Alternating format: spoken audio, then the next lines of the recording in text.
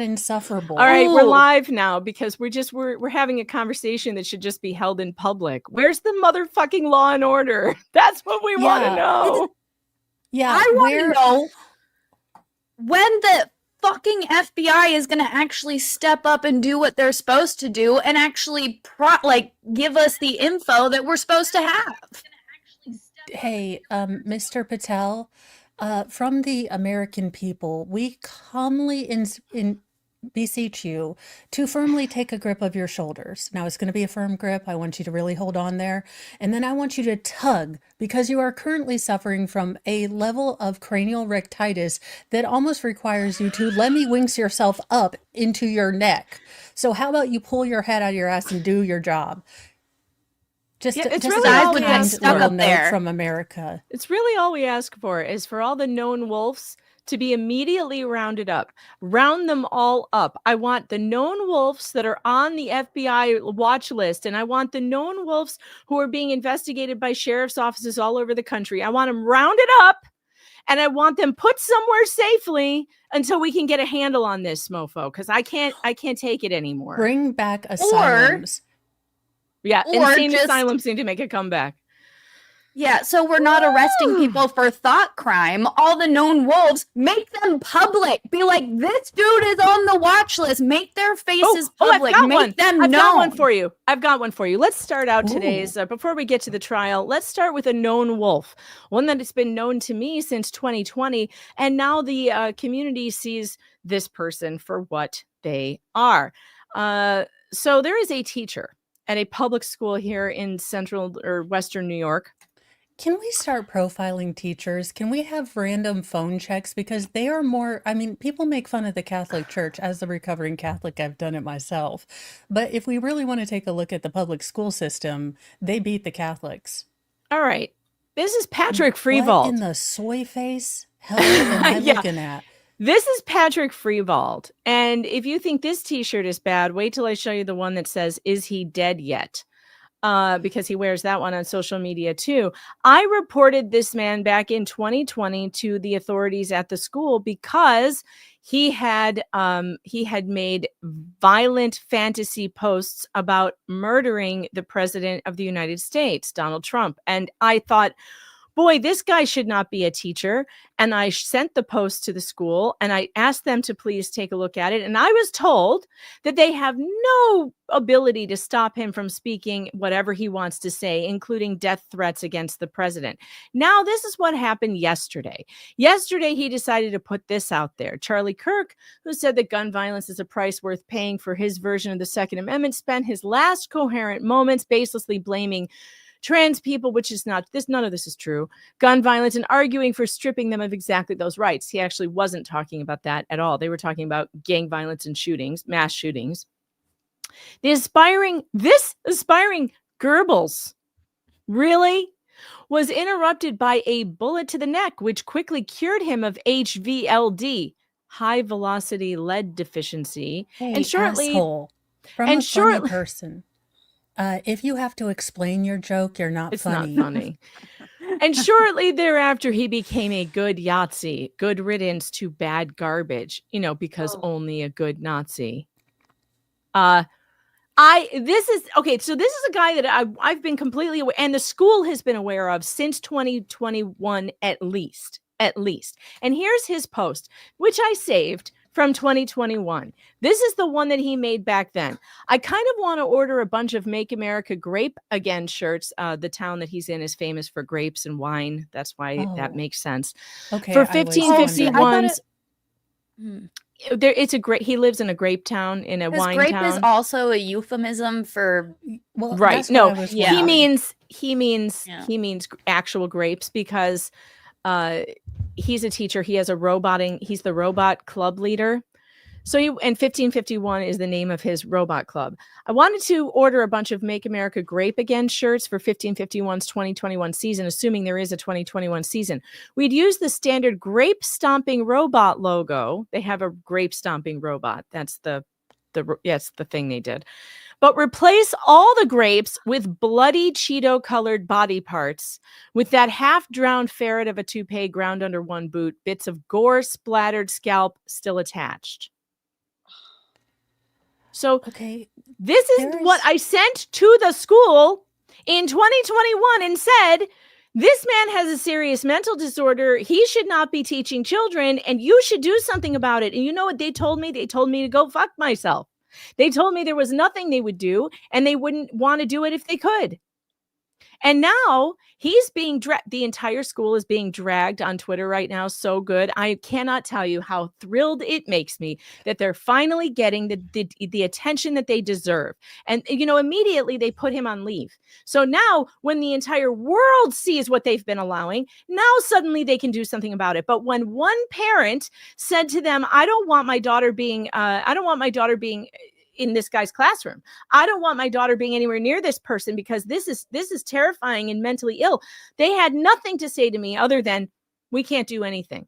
And this is why we are where we are, because people like this say this kind of shit in public with no fear, none at all, that they will have any consequence. He also, let me show you what else he posted. Let me show you what else he posted, because at the same time, he believes that he is untouchable, completely untouchable. Now check this out. And I'm happy to report, yes, I'm the one who sent it to Libs of TikTok. Fuck you, Patrick. Fuck you, Patrick. Look at this. Megan, you're my hero. Teach me your ways. I love you, Megan. Don't piss me off, bro. Like, don't piss me off. Now your life is in ruins. You're welcome. She has opened a can of bitch fire, and she is That's here. right. It's time. It's time for this shit to stop. Now, this is what he posted after he got a bunch of pushback from the community. Now, there are people in the community who are very angry. They've started a Facebook page. It says Fire Freevald. Look at this. A couple of my recent posts have gone viral, and now some dickhead MAGA fuckwads who are probably half bots, that would be the smarter half, IQ 0 algorithms, by the way, are saying they're going to get me fired. Hey, medium smart. Thank you very much. Yeah, thank you very much. Also, get it right. Run on sentence. Use a, sir. You're a teacher, sir. They're trying to get me fired. Because teachers shouldn't be cursing on social media. You think it's the cursing, Patrick? Do you really think it's the cursing that makes people angry? You idiot. Yeah, it's not the cursing.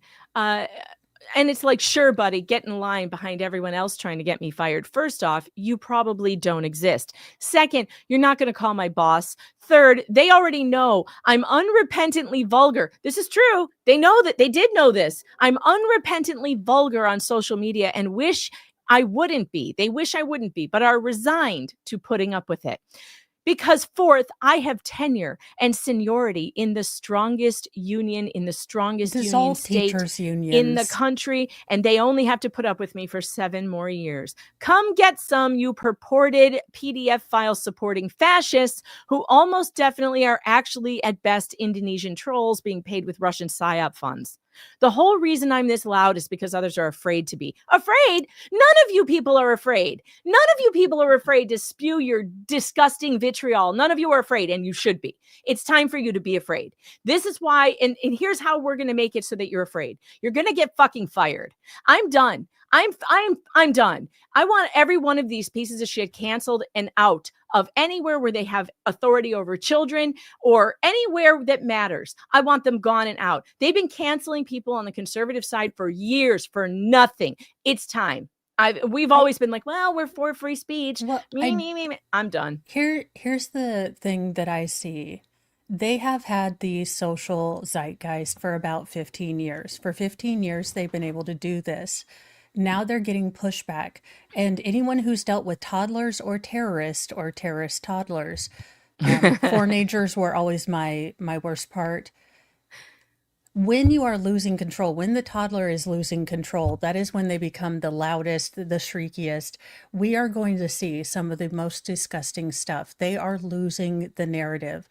This is why it is so dangerous. They couldn't beat Charlie Kirk, so they shot him. You can't beat him. You can't beat him. You can't beat his ideas, and you can't argue with him. So you put a bullet in him. That's your answer. What a bunch of low-life creeps. And by the way, look at this. I want to look at this last sentence. No space for fascists, no breath, no room. Silence is compliance. Let me tell you something, Patrick. I have no space for people like you anymore. And this country has no space for people like you anymore. There will be no space for this kind of bullshit in public anymore. If you want to have these disgusting ideas, then you keep them to your goddamn self. You are not going to put this out in public anymore and nobody do a goddamn thing about it. Amen. You better keep this shit to yourself. Because if you don't, you have the right to say all of the terrible shit you want to say. You do not have the right to have no consequence for it. Fire Patrick Freevault. He works at Naples Central School District in New York. Fire Patrick Freevault. Don't just put him on leave. Fire him. He does not deserve to be in the same room with any of our children. This is disgusting. No. He can go get a job at the gas station where no one will hear his mutterings and ramblings. You know, I even know this man's mother. This is the weird part. I'm sure she's horrifically embarrassed. I've known his mother for years before I even moved here. And she's a wonderful woman who unfortunately has a son who she does not speak to for obvious reasons. And it's really unfortunate because people's families, you know, he has no regard for his own mother. No regard for his own family that he does things like this. All right. I'm sorry. We have derailed completely. We are going to get to trial coverage today, and we're going to do it right now. We're getting back to the Timms. Poor Jennifer. She's like a deer in the headlights. She's like, holy shit, what did I walk into? It's The View, but better. It's The View, but with swear words. All right. We're going to start now. Megan Fox has the story. Megan Fox. Megan Fox. Megan Fox. Megan Fox. Megan Fox, a national journalist. Mastodon. I will never be able to say that out loud. It feels like the Flintstones live there. It does.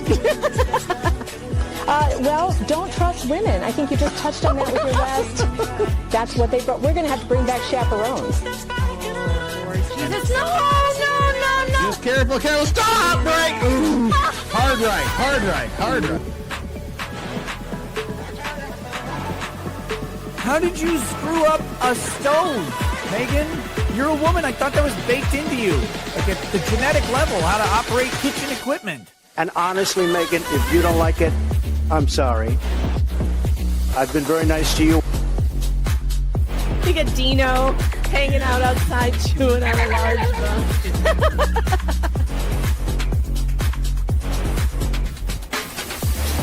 I highly recommend being targeted by the New York Times and Rolling Stone for weight loss.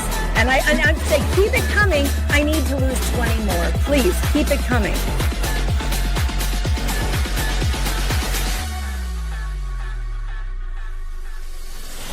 Explain to me, Megan, why did this country not have a holiday once a year? That's the time you vote.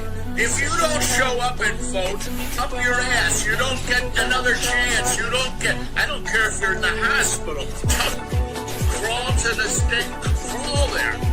But that's it. 1 day, 12 hours, and then you're done. And you count them that day, and that night you know who the hell won. I will eat you alive. You want to tangle? You want to go? The only thing going through my head is, what are you going to do when Megan Fox runs wild on you, brother? He made a deal with the devil. She's the devil. He wants that. Oh, God. Gross! Oh! All right. Penalty box for slug. Yep. Of a mile. Are you ready to behave yourself now, slug? This frustrating rep. Are you ready to behave yourself? Repossessed puppies. I'm hiding pork chop. Have you seen his little pork chop? Oh my God, pork chop is the cutest. That sounds bad. Have you seen it? Pork. It's pork.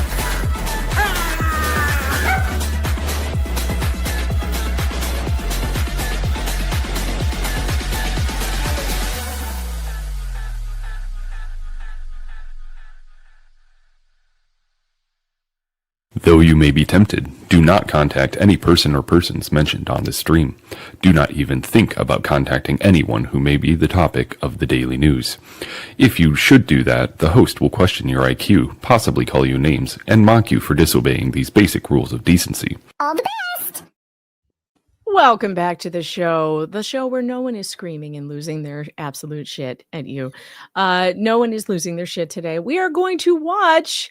You dreamed that. It was a fever dream. It didn't happen. We are going to be watching the Timms trial. We're on day 5. We are moving into the child abuse pediatrician testimony.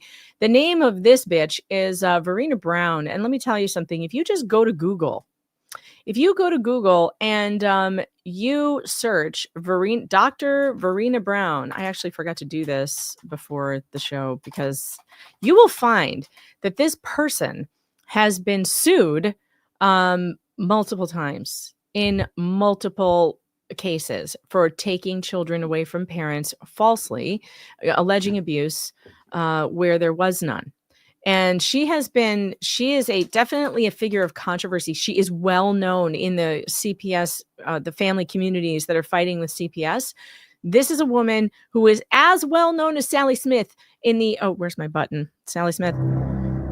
In the Maya Kowalski case, we found out that Sally Smith was tied to multiple families who lost their children and were charged with child abuse and actually sat in prison. One guy was there for 15 or 20 years, and his own son is fighting to get him out. The son that she said he abused. How does that make any sense? Well, it doesn't. Make sure, guys, that you hit the like button, that you subscribe, and that you share this out. Yes. Because this is a very, very important case, and it's a very important topic, and I would love it if more of you were here to join me. Coming up next week, so this is the last day of trial today that I will be doing on this channel until next Wednesday. I'm traveling to my mother-in-law's funeral, so I will not be back and streaming until Wednesday. On Wednesday, though, I did just get confirmation that Dr. Joe Corcoran will be joining us. Dr. Goodhair himself will be joining us next Wednesday to watch more of Verena Brown's testimony. I know we're not going to get through it today because it's a 3-hour testimony, and you all know how much we like to talk. So that is not going to be a thing. Joining me today is Jennifer Williams. Jennifer Williams has worked with You Are the Power for a long time now, helping these families. And she fell into this completely by accident in the Hernandez case because she was the respite caregiver in the foster care for Emma Hernandez. And now she has taken on that fight. Jennifer, thanks for being here. Yeah. And Flux, House of Flux is here as well. You all know her. And Mo in the Deep End, of course. You all know and love her as well. And Rosalind Duke has just jumped in. There she is. Oh no.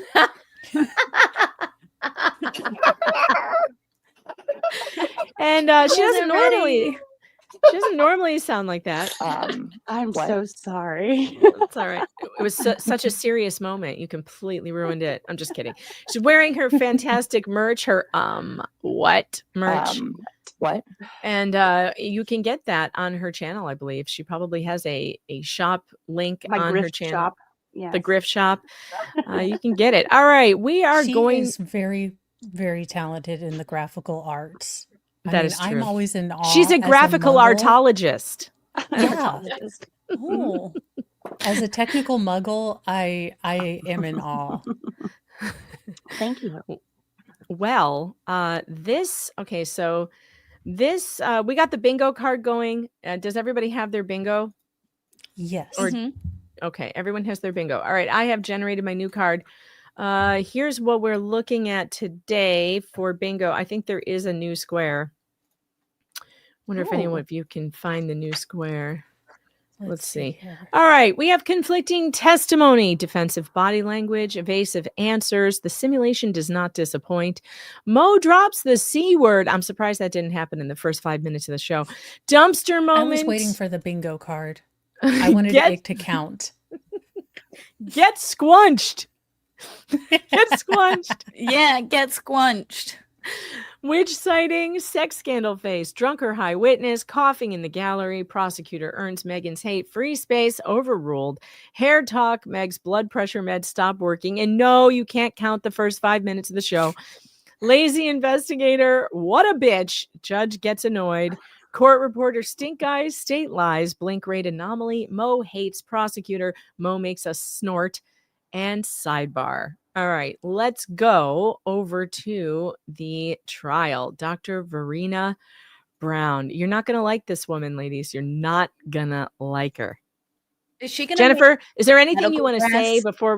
before we get started with Verena Brown? Is there anything you want us to look out for or pay attention to? It's going to be so obvious. Like, there's nothing I could say, honestly. She's a horrible human. All right. Well, that tracks. That tracks. I mean, we've already gotten to know Sally Smith. Dr. Brown, can you state your full name for the record? Oh, I already hate Dr. her. Verena She's Brown. smiling about. Why is she smiling like that? Man, Okay, I already don't like her. All right, my semi-chub just went to a full hate boner. Like, I just already don't like her. That little smugly smile, it's that smugly smile, like, I'm smarter than you and better than you, and I know it. Wait till Already you see big her cunt rolling. energy. It's big cunt energy. Oh, Mo dropped the C word. That was fast. Already. Holy Yeah. cow. It's that smile that says you are nothing, I am everything, and I know better. When I know that she's effing terrible at her job. Like, this Right. is what pisses me off. If you're a moron and you're sucking fantastically at your job, perhaps don't have a big ego. Perhaps just think you're lucky stars that you're failing upward for some reason. Yeah. Wait to watch her for eye rolls. We should have an eye roll counter. Let's do an What eye in the roll Murphy counter. Brown is her shirt? What in the That's called a pussy bow. But why is she wearing a t-shirt underneath of it? That's an interesting look. I've never seen that. I've never seen that. All right, Is it a t-shirt or is it just still part of the other shirt? Like like that whatever lace thing is supposed to just be tight, but I think it's a part of the shirt still. Yeah, I don't know. It looks weird. It looks like a t-shirt. All right, here we go. Carrie Timms is in the chat. Carrie says she's a beauty queen. Leave her alone. And that's actually true. She's got awards for that. To see that. What?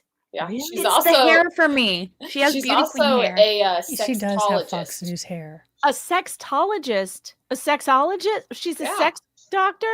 Yeah. Great. Okay. This woman, A by sex the way, doctor and a doctor for children.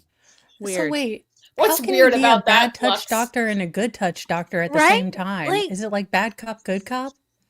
Oh my God. But in one personality? The That's duality very of weird. man in one woman. It's really Wait, weird. is she like one of these weirdos who has symposiums at her house with you can come to a thing and then she shows you how to give a handy to some guy like in Sex in the City. Remember that Sex in the City episode where poor Miranda gets jizzed on the face because they go to like some sex doctor's apartment and it's just it's horrifically embarrassing. I feel those kind of vibes from her. I think she's just lying. It's like those people that say they're entrepreneurs, but they're really selling like MLMs. She probably has a pure romance party every once She's a in a pure while. romance distributor, right? She's like, this is the salmon and it wiggles and it's solar powered. Oh man. Are you currently employed?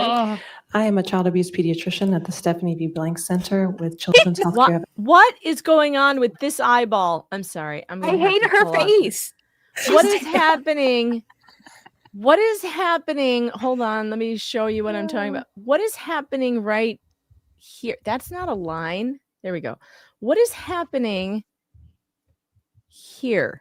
What's going on here? Go away, Snakey. Snakey has to go away. Goodbye, Snake. The Okay. Botox gave her a stroke. It like stopped working mid-sentence. This eye is half closed while this one is open. Are you is everyone seeing this? Yeah. So I think she Yeah. might have a lazy eye. But isn't a lazy The lazy eye eyelid. beauty queen. So I think you're going to be checking off like drunk or high witness, and that's just kind of added to the lazy eye. Her words are kind of slurry. Oh, it's I going was to get gonna say, bad, it's- Mo. It's going It's to the get way bad. she's speaking. She seems like drunk or high. Like it's Yeah. her mouth movement and the way, like her speech pattern. Yes, it gets. And I've only very heard 2 obvious. seconds of what she said. All right. Did Well, she I'm going to diagnose Laura reserve. Owens as pregnant too, because she seems like that kind of doctor. Like, yeah, of course you can get twins from a mouth hug. Sounds perfectly normal. I'm withholding my judgment on drunk or high for a few more minutes. Okay. How long have you worked for that particular center? 9 years. Can you tell the ladies and gentlemen What of the jury hell your is former- happening with her eyes? Are the demons trying to come out? Is that what's happening? Where is evidence of witchcraft on my bingo card? Because I would be checking that off right now if it were. Why? What is with this? Here, let me show you my impression of Dr. Verena Brown right now. Here's what I just saw. Like what is happening? All right, blink rate anomaly. Like she can't. Like something's trying to get out from there. And I don't know what. All right, blink rate Megan, anomaly. We're checking off. we need a young priest, an old priest, and a Unitarian, and all the holy water we can gather. I have a All right, hunch. witch sighting. Witch sighting is going. We've already got witch sighting. We're also going with blink rate anomaly because what the hell did I just witness? We need a priest. Stat. Like, where's Yes. my rosary? Is my rosary here? Ah, here's my prayer beads. Okay, I may keep them close. I was about to say, because- keep them close with your little file of holy What the water hell? because The hell is Werther's happening? original. education before we get into your specialist training?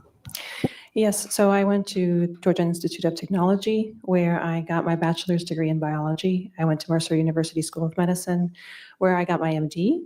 I went to the University of Alabama at Birmingham, where I get my pediatrics training. And then I went to Eastern Virginia Medical School for my child abuse training. In addition to the regular training to be an MD, how many additional years do you spend specifically working on child abuse trainings? So after you get your MD, so that's a 4-year degree, you have to do a pediatrics residency. That's where UAB was. And after you finish that, you have to do 3 more years of a child abuse fellowship. And that's where I did in Virginia. Fellowship? So, Did she just say fellowship? Well, she was Child using the abuse fellowship. Peloton this morning. It's easy to get confused. It was a Peloton ship. in addition to your 4-year bachelor's, how many years of formal education did you have then? Oh, was that So in addition Holy to my bachelor's shit! degree, so we have 4 years of medical. Oh my God, this is going to take us a month to get through. Her eyes have rolled to the back of her head now. She's accessing the demon for the answers. Does anyone see this? Look at that. Watch this. Look at this. This is so insane. Where's my I got to slow We're this gonna down. get 10 minutes in at the end of 3 hours. That's all right. Whatever it takes. Look at So her. in addition to my bachelor's degree, so we have 4 Like, years. look, her eyes have not come back down. They're still in the back of her head. What is happening? Oh my God, her eyeballs just went white. And we're like, Can we mark there's something wrong with the Matrix? Or the simulation does not disappoint. why is AI or something? I just there can't still get a over- cape? Yeah, we've got Cape Lady and Demon It's the Lady, same and it's thing, like they've yeah. got a coven. I'm waiting for them to do a Sanderson sisters, like, I smell children. You know, I'm waiting for that. Yeah, it's pretty bad. Which sighting? I think we can check that off. Testimony of I'm fixing the banner. Dr. Verena Brown, child abuse pediatrician, who also may be demon possessed. Hey, Maybe the good she's news talking to is Miss Cleo. they don't finish up with her on day 1. So she has to come back a second day. And it's like Oh, a week wonderful. later. So you get to see the difference in her Oh. between this day and then that day. It's very interesting. Oh, really? So she had time to sober up? Is that what you're saying? All right. We're getting dangerously close to drunk or high witness. There's medical school, 3 years of residency, 3 years of fellowship. That is a total of 10 years.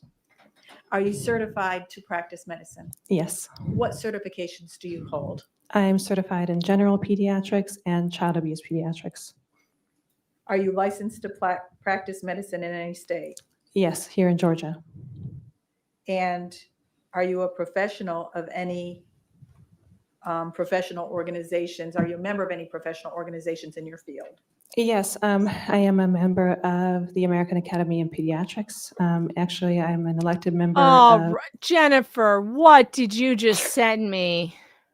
My sister sent that to me. Told me to send it. Is this real? Yes. Is this her TikTok account? What am I? I Oh am my in God. no way Oh my gummied God. enough for this. Oh my God. People, get ready for it because this is insane. This is called Sentient Anatomy with Dr. V.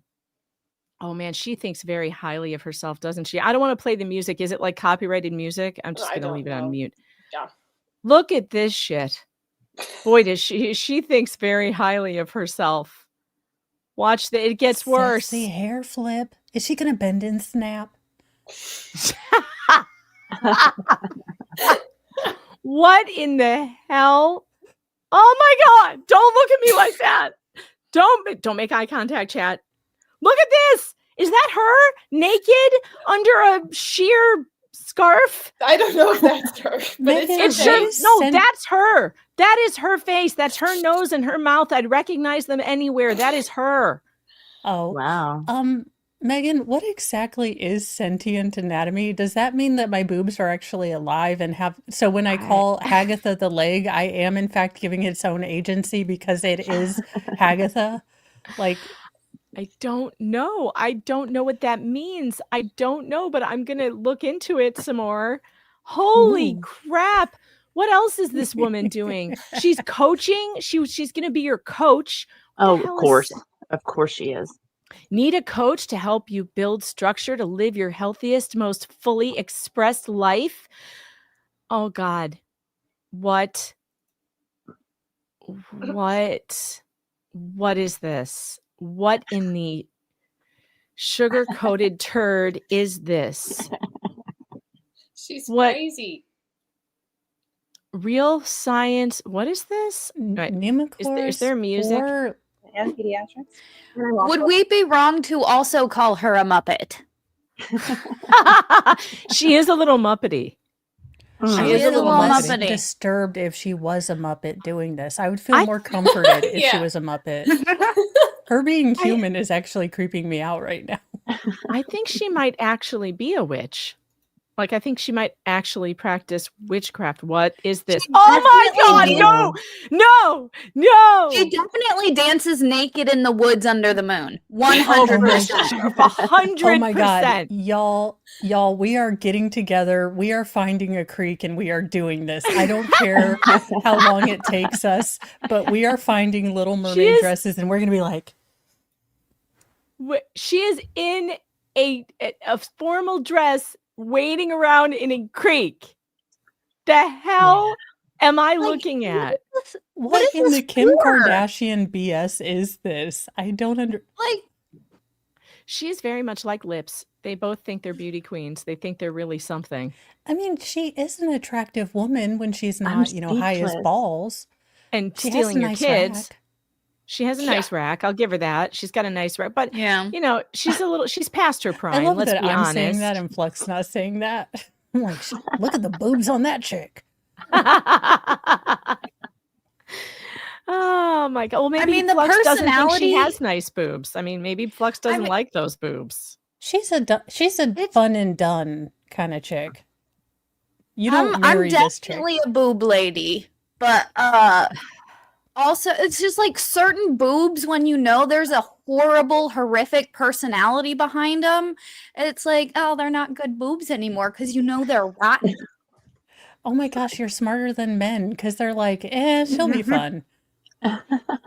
This woman does a lot of drugs. That's what it looks like to me. Like just a lot of. So are you saying if I wanted to try ayahuasca, I should talk to her? I could learn about sentient body parts, asking for a friend. Is basil an aphrodisiac? She asked with her shirt unbuttoned down to her crotch. Why is she shaking? Look at her hands. They're shaking. Literally shaking. She has a tremor. I wonder if whatever pill she's on is causing it. Out. I was gonna say a lot of medication causes tremor, so whatever pills you may or may not allegedly be on cause a tremor like that. Holy God, this is horrifying what we have just stumbled into. Just absolutely horrifying. Why eat an orange? You know, if you Why not eat an orange, really? What if you squint your eyes. Okay, I'm I was squinting. gonna say, if you squint, she definitely, her and lips, you couldn't tell them apart, really. Oh yeah, that's true. Oh, yeah. They're Yeah. kind of similar.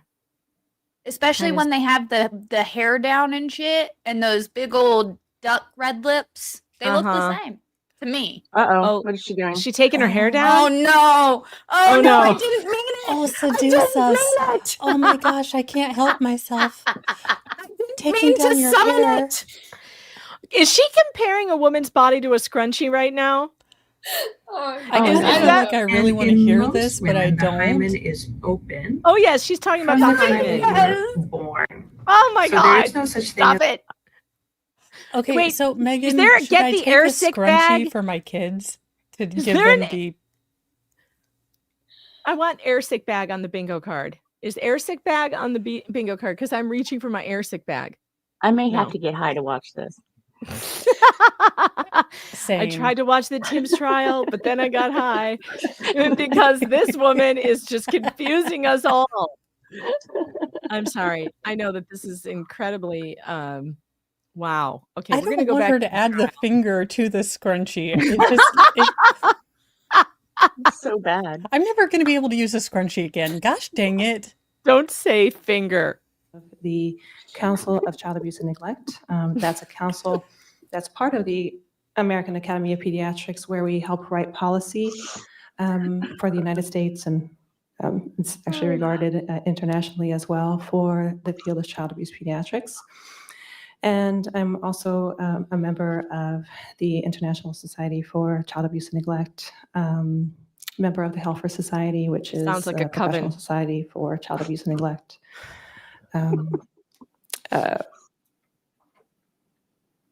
Professional membership also for various other things. Did she just but those are black the out there ones for a child second? abuse and neglect. I know.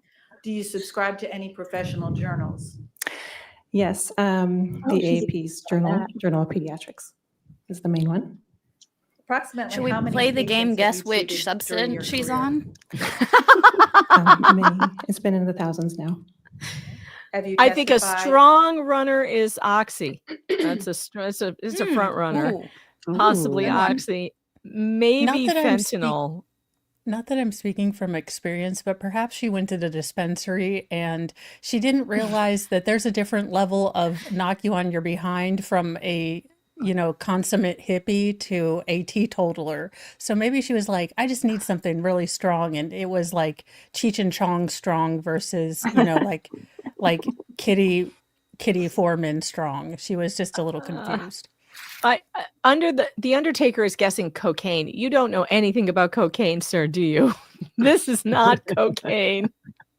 This is not. She needs some cocaine right now. This is what she needs. She needs an upper. What she's on is some kind of downer, and it's pretty obvious that this. She had a lot of basil before this. She was like, I need to feel sexy. A lot of basil. She's over basiled. As an expert before. Yes, I've testified for both the prosecution and for the defense, so for both sides.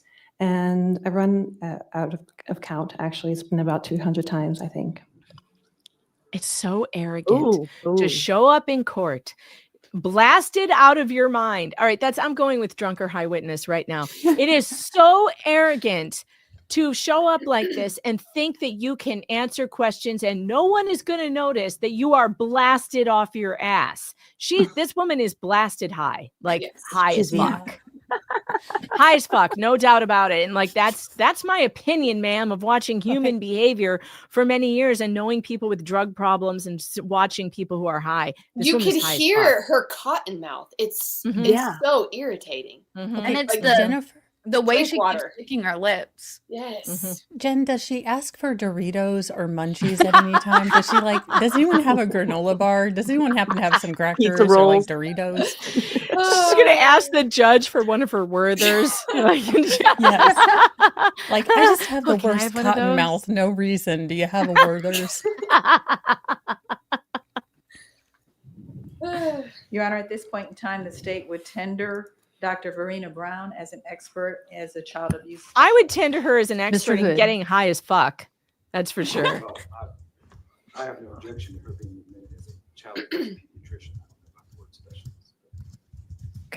He should have said, I have no objection to her that's being perfect tendered phrase. as an expert, as long as it's being an expert in getting high as fuck. Like, because this woman is high.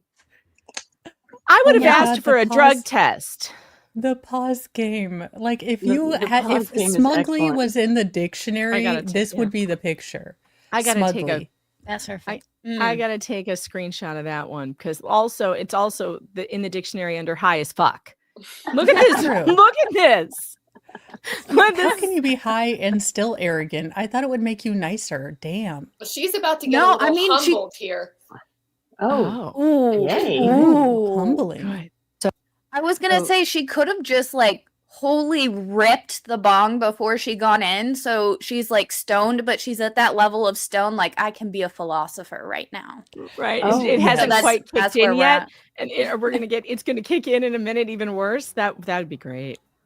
No That'd be objection to fun. her testifying as an expert in the field of child abuse pediatrics. Is that correct, Mr. Hood? Ms. Bernard? Not to be difficult, I think we have no objection to her testifying as to being a pediatrician or in pediatrics, but child abuse pediatrics, that is the name of a crime.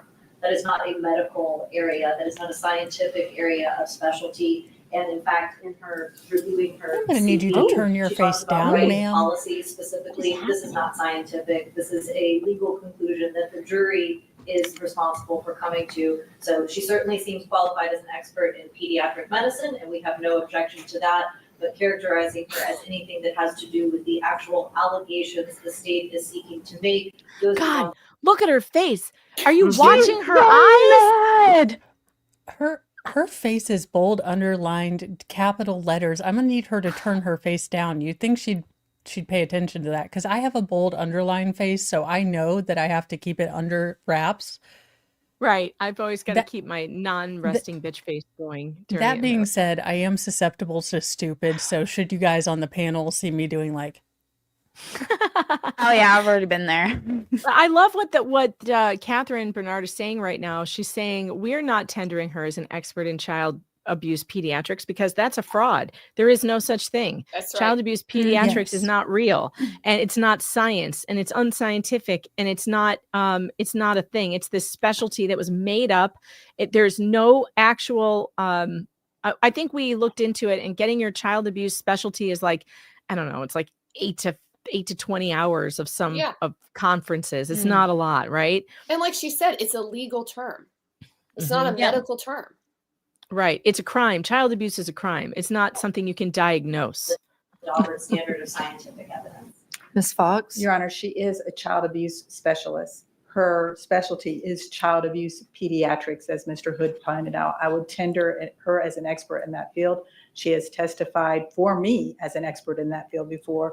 The state We would don't submit care. she's qualified if they want to attack her. We don't care if underpinnings she's and hear a testified little for bit you. more on that. I am tendering ma'am, you're her for wearing a what she is. poncho. I can't take any of your arguments seriously. Okay. You're dressed I as a would couch. say this. I will admit her for the purposes of testifying as an expert in the field of pediatrics with I think there's some, at least a foundation that has been presented, and I'll certainly allow the defense counsel, if they wish to voir dire her, as to any specialized training she might have in the field of child abuse. So, Mr. Hood, would you like to ask any questions that, or Miss Bernard, any questions She as looks to like she's that? gonna pass out. She's Or gonna you fall just want to wait and asleep. do it on cross? This is what Johnny Depp calls on the nod. On the nod, yes. I'm waiting for her to fall asleep or I mean, I plunk suppose down. if there is any additional information regarding her curriculum vitae or experience that was not previously elicited by the state, we would be interested if there is any additional training in this as a specific scientific field. But again, this is a legal question before the jury. And so of course, a scientific expert can offer that, but she cannot make any legal conclusions. And we would argue that that characterization improperly absorbs the function of the jury. and I understand that objection, and I concur with that objection, actually. I mean, she's a field expert in the field of pediatrics, and she may have specialized training in the area of child abuse. I guess it's the nomenclature of child abuse pediatrician that I think the defense is objecting to. Yes, Your Honor. So I'll accept her as an expert in the field of pediatrics.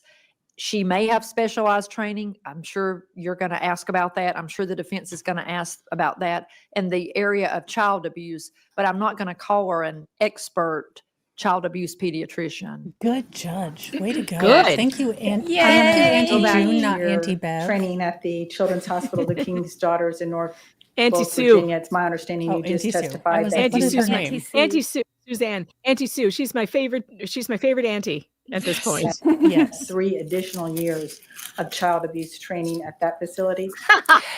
Yes, so child abuse pediatrics. Nick Starro chiming in. I have eyes like that at the end of a fundraising stream. That's right. And how many shots would you be into by then? Like 20 shots, and also shots. Hot sauce. Thanks for the sexy money, by the way. Appreciate that, Nick. You're the best. Is a field, a subspecialty of pediatrics that is certified, a board certification under the American Board of Pediatrics. You have to take a 3-year training program. You have to sit for Welcome a board to Costco. specification. I love you. A test. In order to be able to practice for it, you have to have continuing education credits. It's on a 5-year cycle in order to continuing to practice child abuse pediatrics. Yes, she's been slurring her words since she started talking. I haven't been able to look away from her eyes, so I haven't been paying attention to what she was actually saying. I can't get past her dry mouth and the clicking every time she talks because she has dry mouth. Yes. All right. The chat is asking, what have we checked off on the bingo card? We have checked off Mo drops the C word, drunk or high witness, witch sighting, free space, and blink rate anomaly. Okay. That's where we are at. Let's go back to this. And by the way, we're at minute 46 on my stream. We are on minute 7 of this testimony. Hey, 7 minutes in. 10. And we're listen, gonna break 10. You might think that would be disappointing to me, but I want to drag this testimony out as long as humanly possible, because this one's going to be the most fun I have a feeling, of this entire trial. So Carrie Timms, don't worry if you can't make it here, baby, because by next Friday, when you're off work, we will only be on minute 15 of this. Don't worry. Yes. Don't worry. You will still get a chance. And it's a very formalized program. And right now, not only did I take the program myself, but we also have fellowships at Children's Healthcare of Atlanta where we train people to become child abuse pediatricians in a formalized curriculum. And in addition to teaching fellows, I also run the National Fellowship Didactic Program that teaches child abuse pediatricians throughout the country. Oh, she It's the only teaches people national throughout the program of country its how to type, steal kids. Great. so that we can go through the board specifications in lecture format to help people pass the exam. And you indicated that you are certified as a child abuse specialist, that actually sat for the board and got the certificate in that field. Yes. Your Honor, again, I would tender her as an expert as a child abuse pediatrics. Ms. Bernard, Mr. Hood, do you wish to voir dire the witness? Her internal conversation is, I'm doing great. They don't know a thing. I am being so calm. I am doing great. Her internal thing is like, you don't look high. You are doing great. Just keep it together. Yeah. She's like, I'm doing awesome. Her facial expressions. Oh my God. Maintain that it has not met the Daubert standard for individualized, scientifically reliable testimony in this particular area. And would review our previous objections regarding the improper nature, the improper prejudicial nature of such a characterization. Okay, I love how Catherine is like, no, I do not have any voir dire questions. I just renew my objection that this person is not qualified in any way to talk about child abuse. Objection hearsay. Oh my God, I don't have a case. That's basically, she's just, I object. I object. I object to her very existence, Your Honor. This pause is even better. Charged with Okay, I'm going to ask if you, the ladies and gentlemen of the jury, will step to the jury room for just a moment, please. Ms. Bernard, what's your objection? And I understand, and I guess let me be sure I'm understanding. For Ms. Fox is offering this witness as an expert in the field of, and the name of the field she has stated is child abuse pediatrics. Is your objection that that's not a recognized field of pediatrics? Is your objection that child abuse is a legal term and therefore, and I understand that's the ultimate issue. Both. We call it cruelty to children in Georgia, but I understand that's the ultimate issue for the jury.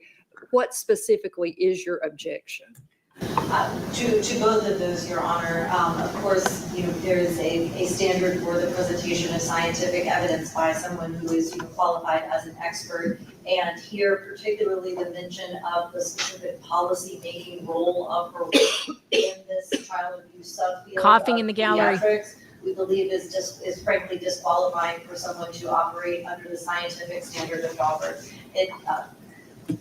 This could be an entire hearing unto itself, really, as to this field of child abuse pediatrics and the previous cases that this witness has been involved in regarding the veracity of her testimony. And so our objection at this point. Did you hear that? And the previous cases that this doctor has been involved in relating to her testimony.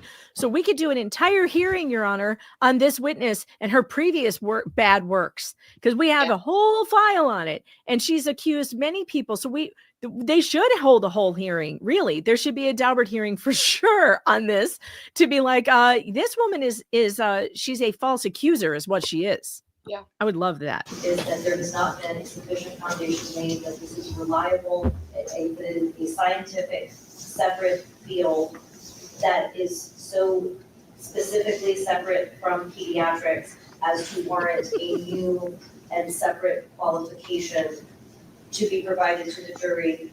And it does feed into our objection that in this specific case, unlike if it were a situation where, I don't know, pediatrics from children playing games or something like that, that would also probably be a Daubert objection. But here is the very name of the characterization is not only unscientific, but goes to the ultimate issue that the jury is being asked to determine in this case. Mr. Hood. I'm sorry, I forgot subtitles. They're on now. I join that objection. I think it's akin to me, the practice that was attempted to be developed years ago in our circuit where in child abuse cases, kids would go to the witness stand and they would walk a therapy dog into the courtroom. It sort of assumes what we're here to prove, what the jury's here to decide. I have no problem with that nomenclature. She's a pediatrician. We've got a pediatrician that's going to testify in our case, who's been a pediatrician for 4 decades, who says, well, I don't have that certificate. Does that mean I can't come to the court and testify about whether or not I think a child is being abused? She's a pediatrician. That's it. She's an expert pediatrician. It is what it is. It is what it is. No, number one, I would say if they had a Daubert motion, it should have been filed in writing long before today. That is. Look at Auntie Sue's face. Judge gets annoyed. Judge gets annoyed. Judge gets annoyed. Judge gets annoyed. Look at her. Look at that face. She's like, And what do you have to say? What do you have to say, Witchy Poo? Take that cape off in my presence. Yes. Look at her face. She has just settled into an even more severe face. Look, she's,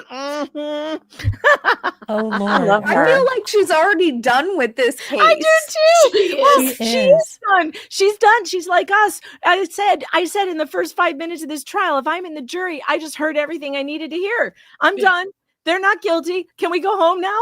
Like, I'm sure that's where she's at. That's it. Fuck out. Not face. to mention Get the fuck out of here.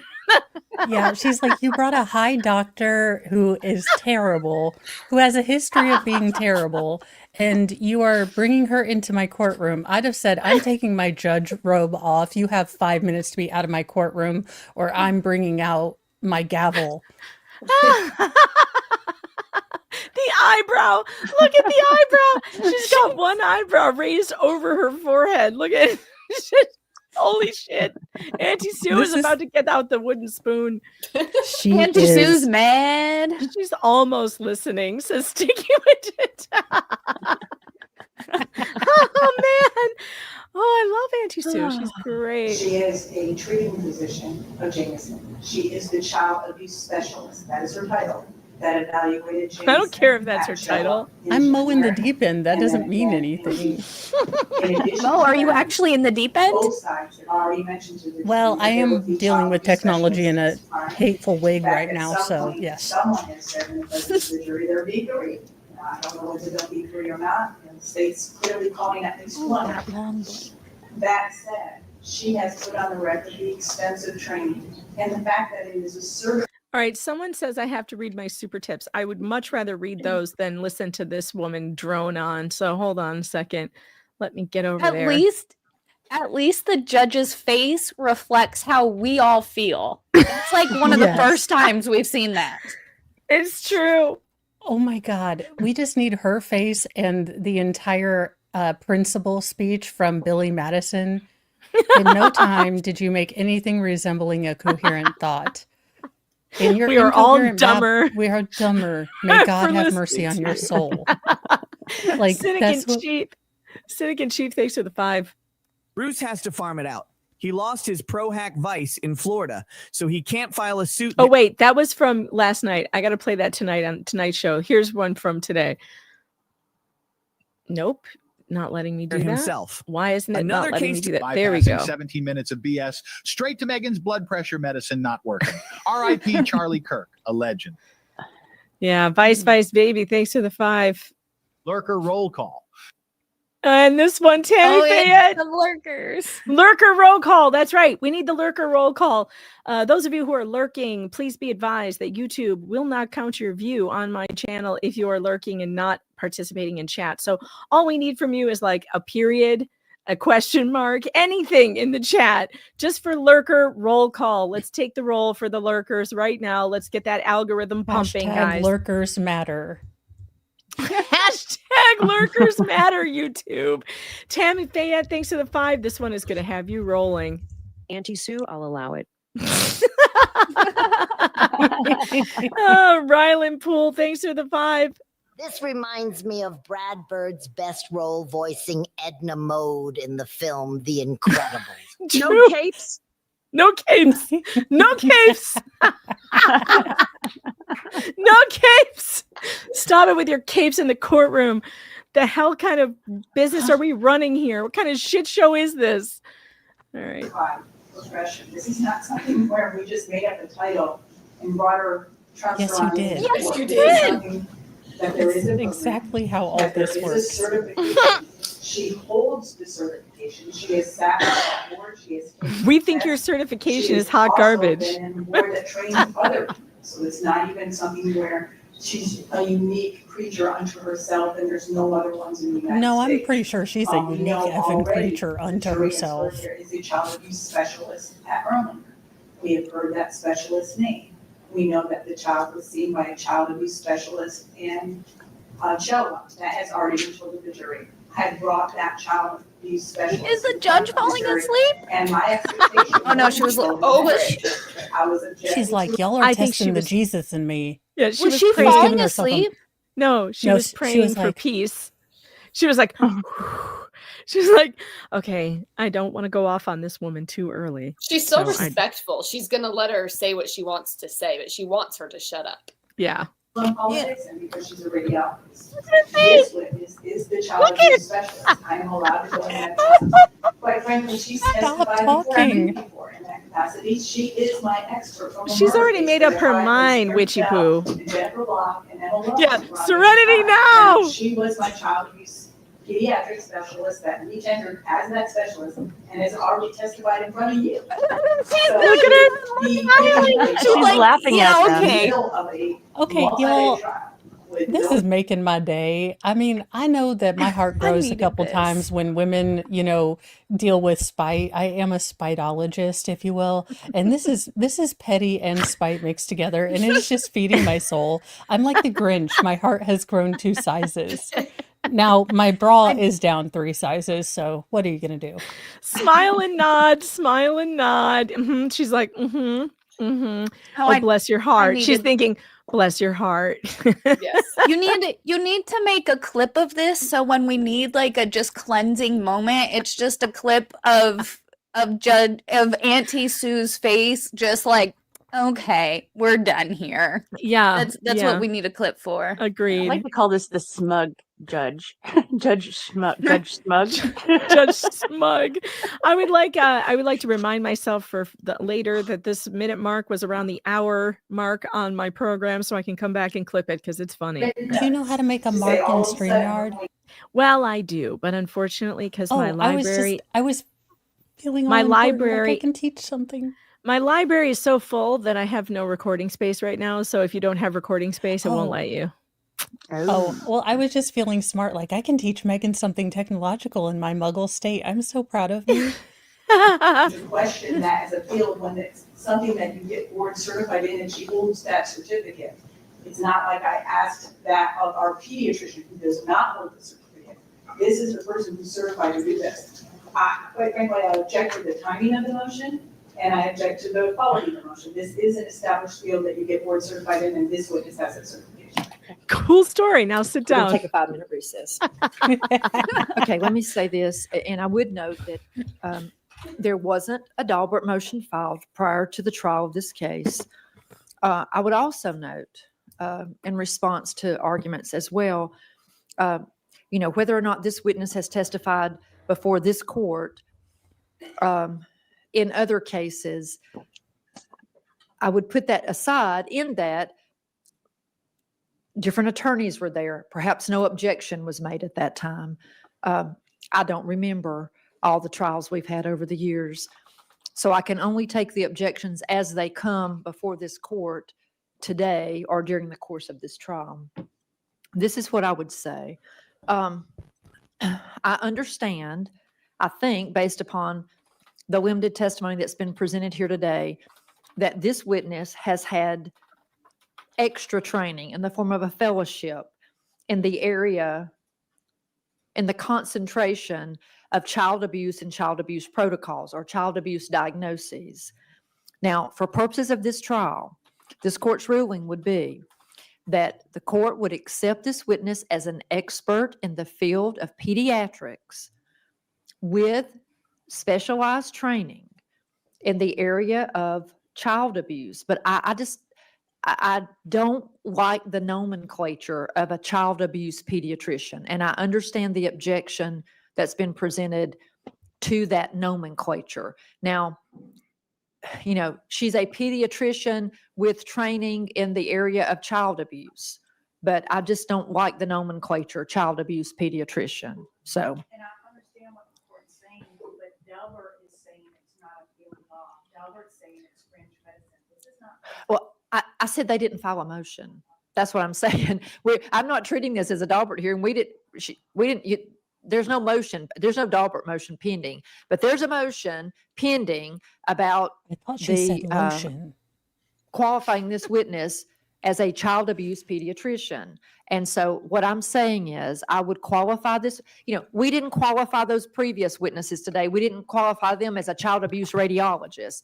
We qualified them as radiologists who have had experience, they were qualified as a radiologist, or perhaps they were a pediatric radiologist. Yep. And then they testified about whether or not they had interpreted opinions in cases involving child abuse, but we didn't call them a child abuse radiologist. So I do understand the objection when the ultimate issue before the court is, and perhaps that's a philosophical debate that the legal system and the medical world could have one day about the nomenclature they're using for these areas. But I understand the objection when the ultimate issue for the jury to decide is whether or not the offense of, in Georgia, it's not called child abuse, it's called cruelty to children, whether the offense of cruelty to children occurred I think it would be appropriate. I'm granting the objection to that Yes. nomenclature. He Child was abuse. so hard to be quiet in the courtroom during this. Oh yeah, I would have Judge. started cheering Yes. immediately. Yes, you are, but I I'm would not have going been to call her a I didn't know expert little good judge in the field of stamps, like, child good abuse judge, good pediatrics. judge, It's good going to be, judge. she's an expert in the field of pediatrics with specialized training in the area of child abuse. It's just, it's semantics here, but I think it's important semantics. Agreed. Calling someone a child Yes. abuse pediatrician is prejudicial. Yes. Absolutely. When you are in court for a child abuse case, and the question in front of the jury is, was this child abused or was this child not abused? Putting someone into the court as an expert, calling them a child abuse pediatrician, gives them more weight than they should have in this, because the jury is the fact finder. Putting someone who puts themselves out there to be a child abuse pediatrician, who is then offering a legal conclusion that yes, this child was abused. You're not allowed to do that in court. You're not allowed to do that. This is criminal court. This is not family court. This is not family court where there's no standard of evidence. This is criminal court where it is the highest standard of evidence. You don't get to do this in criminal court. Well, and on a serious note, I do question what is the board? What is the training? Because Excuse me, I sorry. know she's high as balls and can't, articulate what she actually did. But was it symposia? Was it talking to other people that see everything through the lens of child abuse?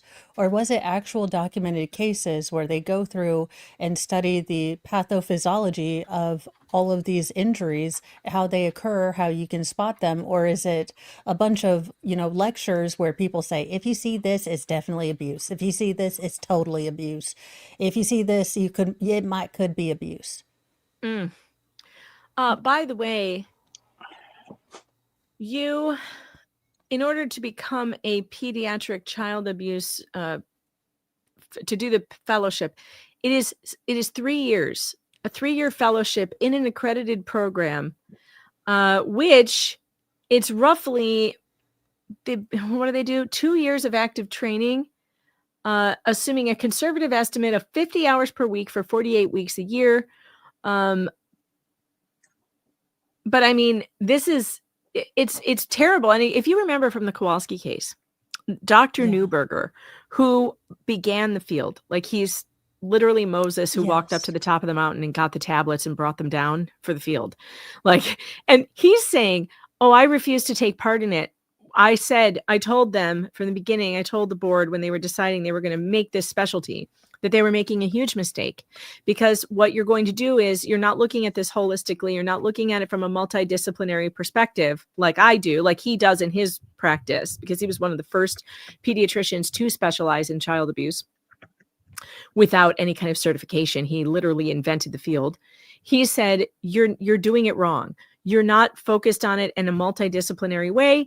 And so what's going to happen is you're going to create a bunch of people who are hammers and see nails everywhere. That's what's going to happen. It's going to be a total disaster. It's going to be a failure. And he was 100% right. They ignored his warning. They went on to do it anyway. And according to Grok says that there are various hours. The total hours are an estimate. Actual hours vary depending on the institution, program, and structure. And it's not very difficult. You get, after you do all your pediatric training and whatever, then you start the only thing you need to do to become a child abuse specialist is work under someone like Sally Smith. And you give her a couple of hours a week and suddenly you're an expert, which, if anybody knows, Sally Smith is one of the most dangerous doctors in America, putting innocent people in jail. It's horrific. Training in the field of child abuse. And I'm talking in the microphones, which I just told y'all not to do. But and again, I'm not treating that as a Dahlberg motion. I'm treating that as an objection that was raised here in court. Okay, let's have the ladies and gentlemen of the jury step back in the courtroom.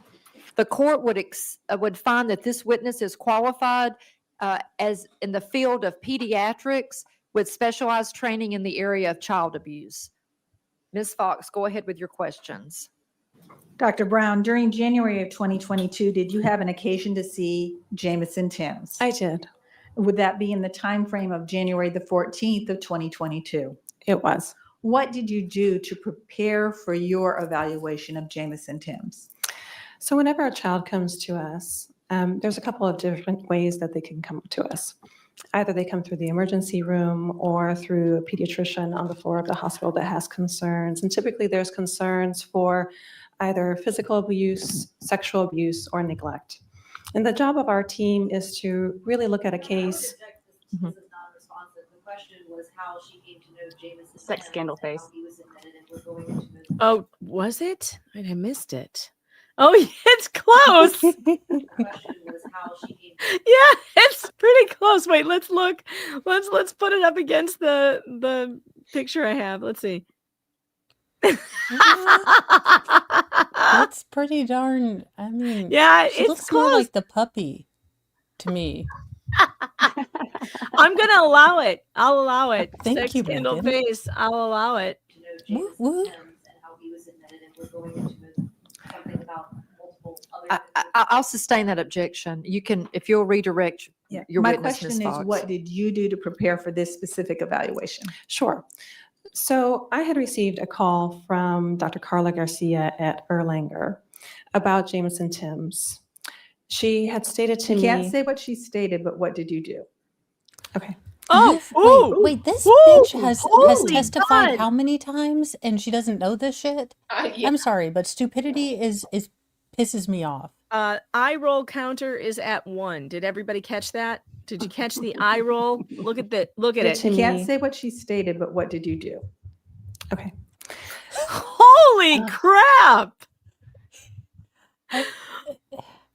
Oh, There were concerns for abuse. And so in preparation for the case, I looked through what was available from the Erlanger records at the time. Jameson had been seen at age. I want to pour some liquid down her throat. The cotton mouth is Yes. absolutely killing me. There's a bottle of freaking water right in front of you. Take it, ma'am. She's It's all- like you can take the horse to water, but you can't make it drink. Damn water, horse, drink. This is the ASMR no one asked for. This is torture. I have misphonia. I hate this. This is like making me want to weld a killdozer. This is terrible. Oh God, it's awful. I told you it's the only thing I It's can the hear mouth right now. noises. Yeah, you're right, It's Flux. so The bad. boobs can't override the mouth noises. She's also doing this. She's also doing this. Into the microphone. She's like, I'm using my sexy breathing.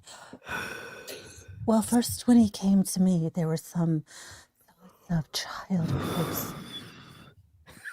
At Erlanger. And so I was able to see those records. At Did the that time, include the lab results and any radiographic reports? it did.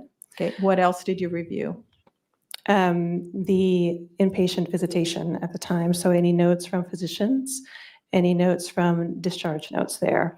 I was able to also review telephone call between Dr. Garcia and Jameson's PCP, his primary care physician, when his PCP had called Dr. Garcia after he had come in to her office with a mouth injury and a abrasion to his face.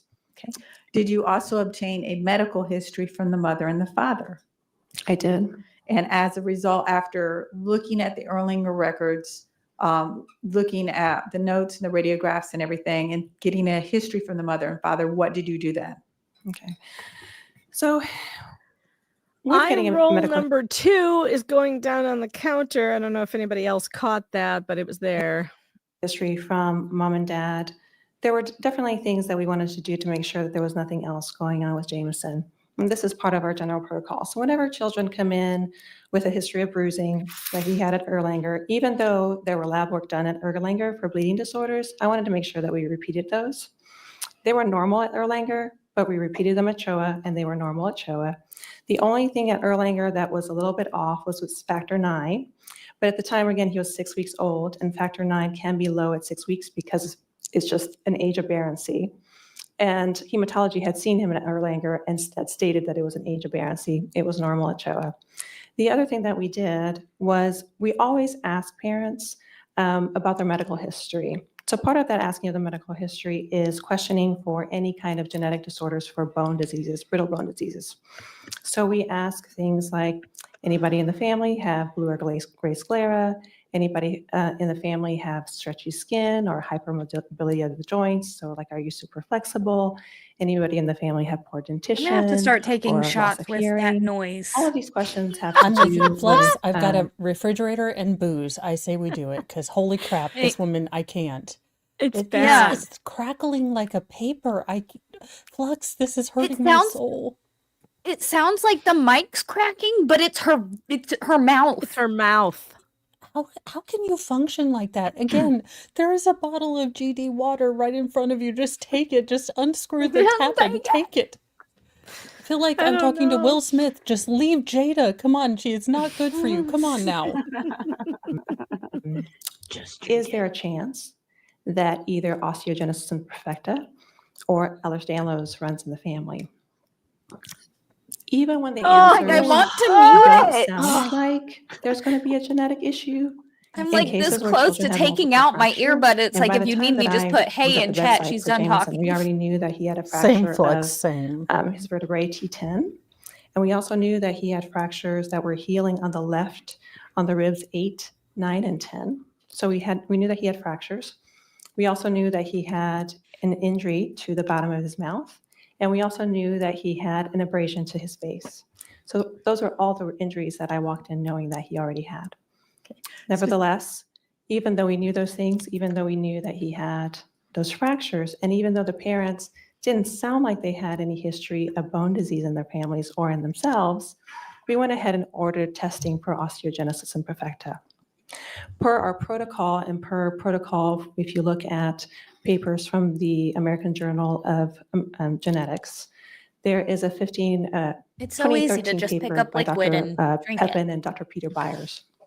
Dr. Peter She's too Byers stoned. is the main person who discovered the gene sequencing for osteogenesis imperfecta. So he's kind of the go-to guy in laboratory workup for osteogenesis imperfecta. And the protocol that is followed is that you test for the dominant forms of osteogenesis imperfecta. So there's 3 genes there. The reason that you only test for the dominant forms instead of the extended sequences is that it pretty much covers 95% of all, No, it we'll doesn't. call it OI. So you don't have This to. is triggering whatever tism or ADHD that I have, and I'm just like it's like hurting my ears. I know. My sons assault me with those ASMR like chewing things. Granted, the little, women that are on there that are eating the snack foods are very cute. I'm not gonna lie. Like they're cute little cutie patooties. That being said, you are can we get people on a class action for audio assault? Because I feel like auditory assault should be a self-defensible crime. I know someone who wouldn't be able to listen to this. Tug would not be able to. He would have to nope out. I can barely hold on, Meg. That's like, yeah, I'm struggling to hold on through. I'm like, I just want to like take it off, and then I realize I'm like, no, I actually have to listen to this because we're all doing this together. I'm like, you have to, and guess what? We're dragging this testimony out for like a month. Like we aren't gonna. What minute are we on? It's a 3-hour testimony, and I just found out from Jennifer here that it's a 2-parter. We're only at minute 24. Suffer. Well, I'm going to redirect it Oh, this way. the objection, by the way, was she's not an expert in genetics. She's straying way off the field. So now we're going to hear And what the judge listen, has to say. remember they said that they send off this testing to find out if a child has OI, but we've already heard one of those variants came back with a problem.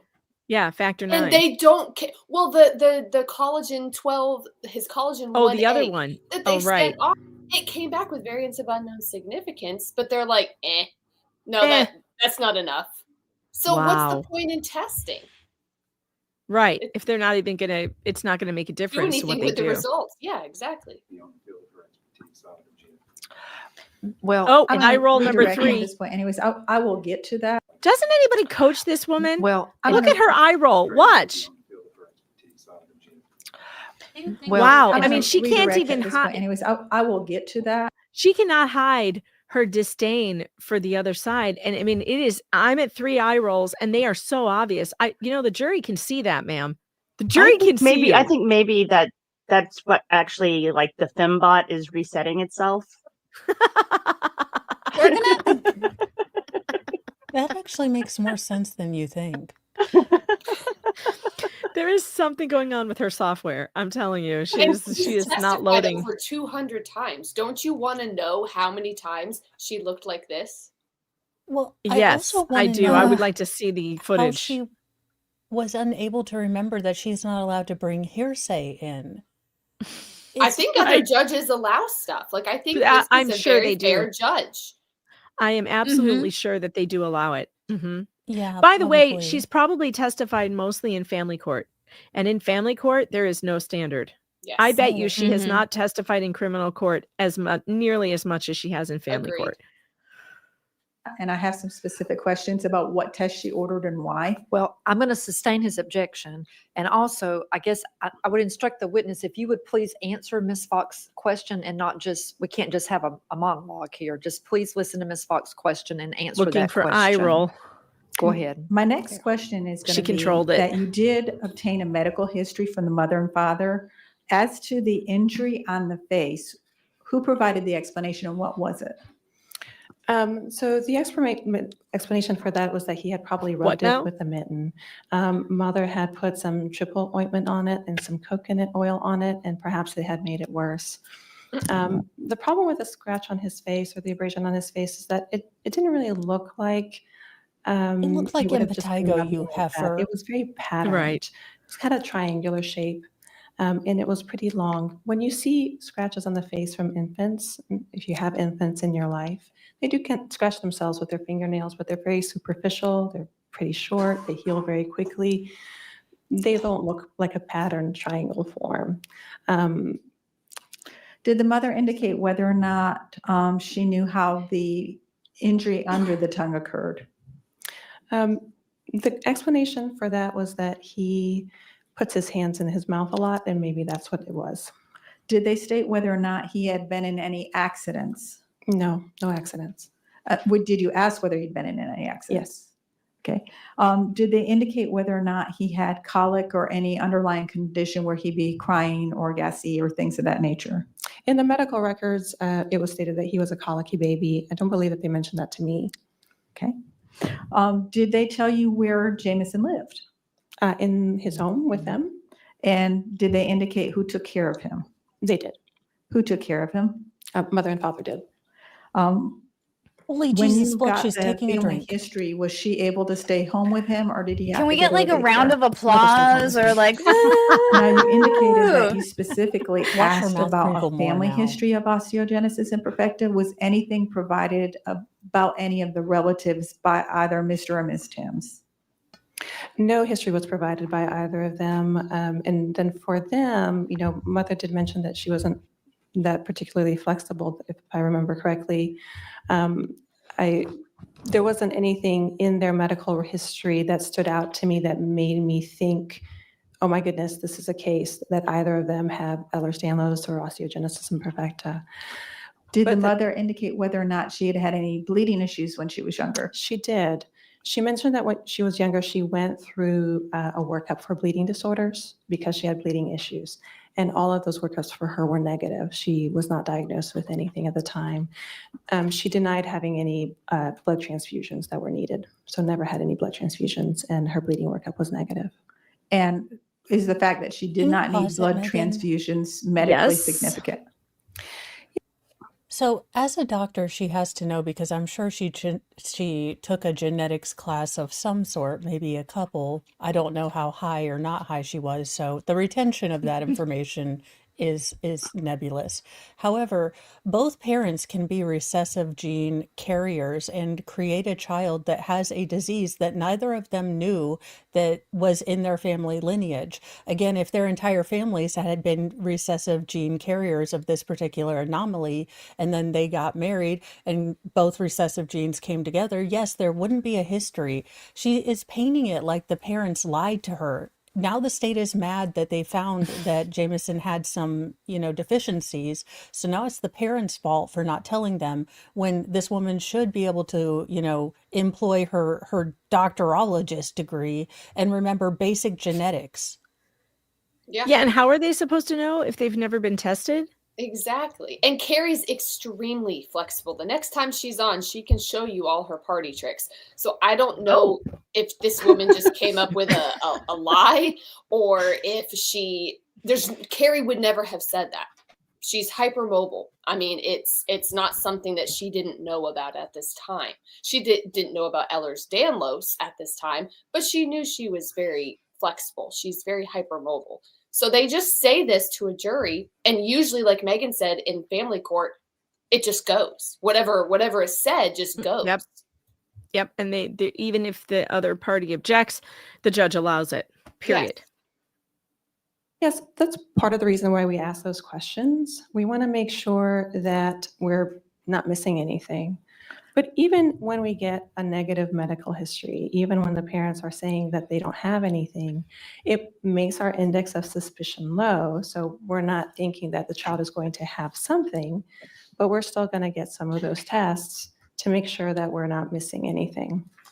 Did they indicate whether either one of them had a history of fractures in their family, as far as frequent fractures? No frequent fractures in their family. Okay. What about any seizures or developmental delays? No. Did the mother indicate whether or not she had had any mental health issues? Mother indicated that she has had some, in the past, some issues with anxiety and depression. She was concerned at the time that she was having postpartum depression, and she stated that she was going to get checked out for that. Okay. Did you obtain a birth history on Jameson, as far as what was the gestational age when he was born? He was born at 36 weeks. Okay. Would it be 37 or 36? 37 weeks, yes. Okay. And do you know whether or not there was a C-section, a normal vaginal? Oh, no, chat. Oh, no. You will not get 1.25 speed today. No. No. We are You will EFAP get on this. You will get Dr. Verena Brown in her unedited glory. Yes. For her entire testimony. No chat, bad chat, down chat. You will not get 1.25 speed. I'm sorry, but this family, the Timms family, had to suffer through this, and you have to suffer through it too. And also, you can't really grasp how high this woman is unless we are on normal speed. I am not making it any better for her. But yeah, the next person to ask me for 1.25 speed gets 0.75 speed. Oh, you think this is bad? Oh, I God, will no, slow please her don't do down. this. I will slow her Megan, down. don't slow down the mouth sounds. I can't. Flex and I will leave. We will be That's forced okay. to leave. I got my heating pad, so the potential migraine that's starting it's going to be negated with the heating pad. Okay, good. Ooh, Good. I am peanut butter and jealous. That's a good idea. Rosilla says we chose this torture. It's We're true. all masochists. We're all masochists. I will turn this stream around. I will slow it down to 0.75 speed. Everything be damned. I swear. Stop complaining. We are watching this at normal speed. Period. You really need it at normal speed to really soak in the horribleness of this woman. Okay. The horror. Okay, The but shock and horror. We already clocked her on the Cahoon scale as mega thunder cunt. So at like point second in, we were like, and done. Both Flex and me were like, the boobs are not worth it. Not worth it. Nope. That's a sad thing, because I mean, a nice set of boobs, you can kind of forgive everything. You can cover a according to lot Mr. of Mo. sins with super tits. And speaking of super tits, make sure you go over to supertip.gg/Megan Fox and leave a super tip to support the show.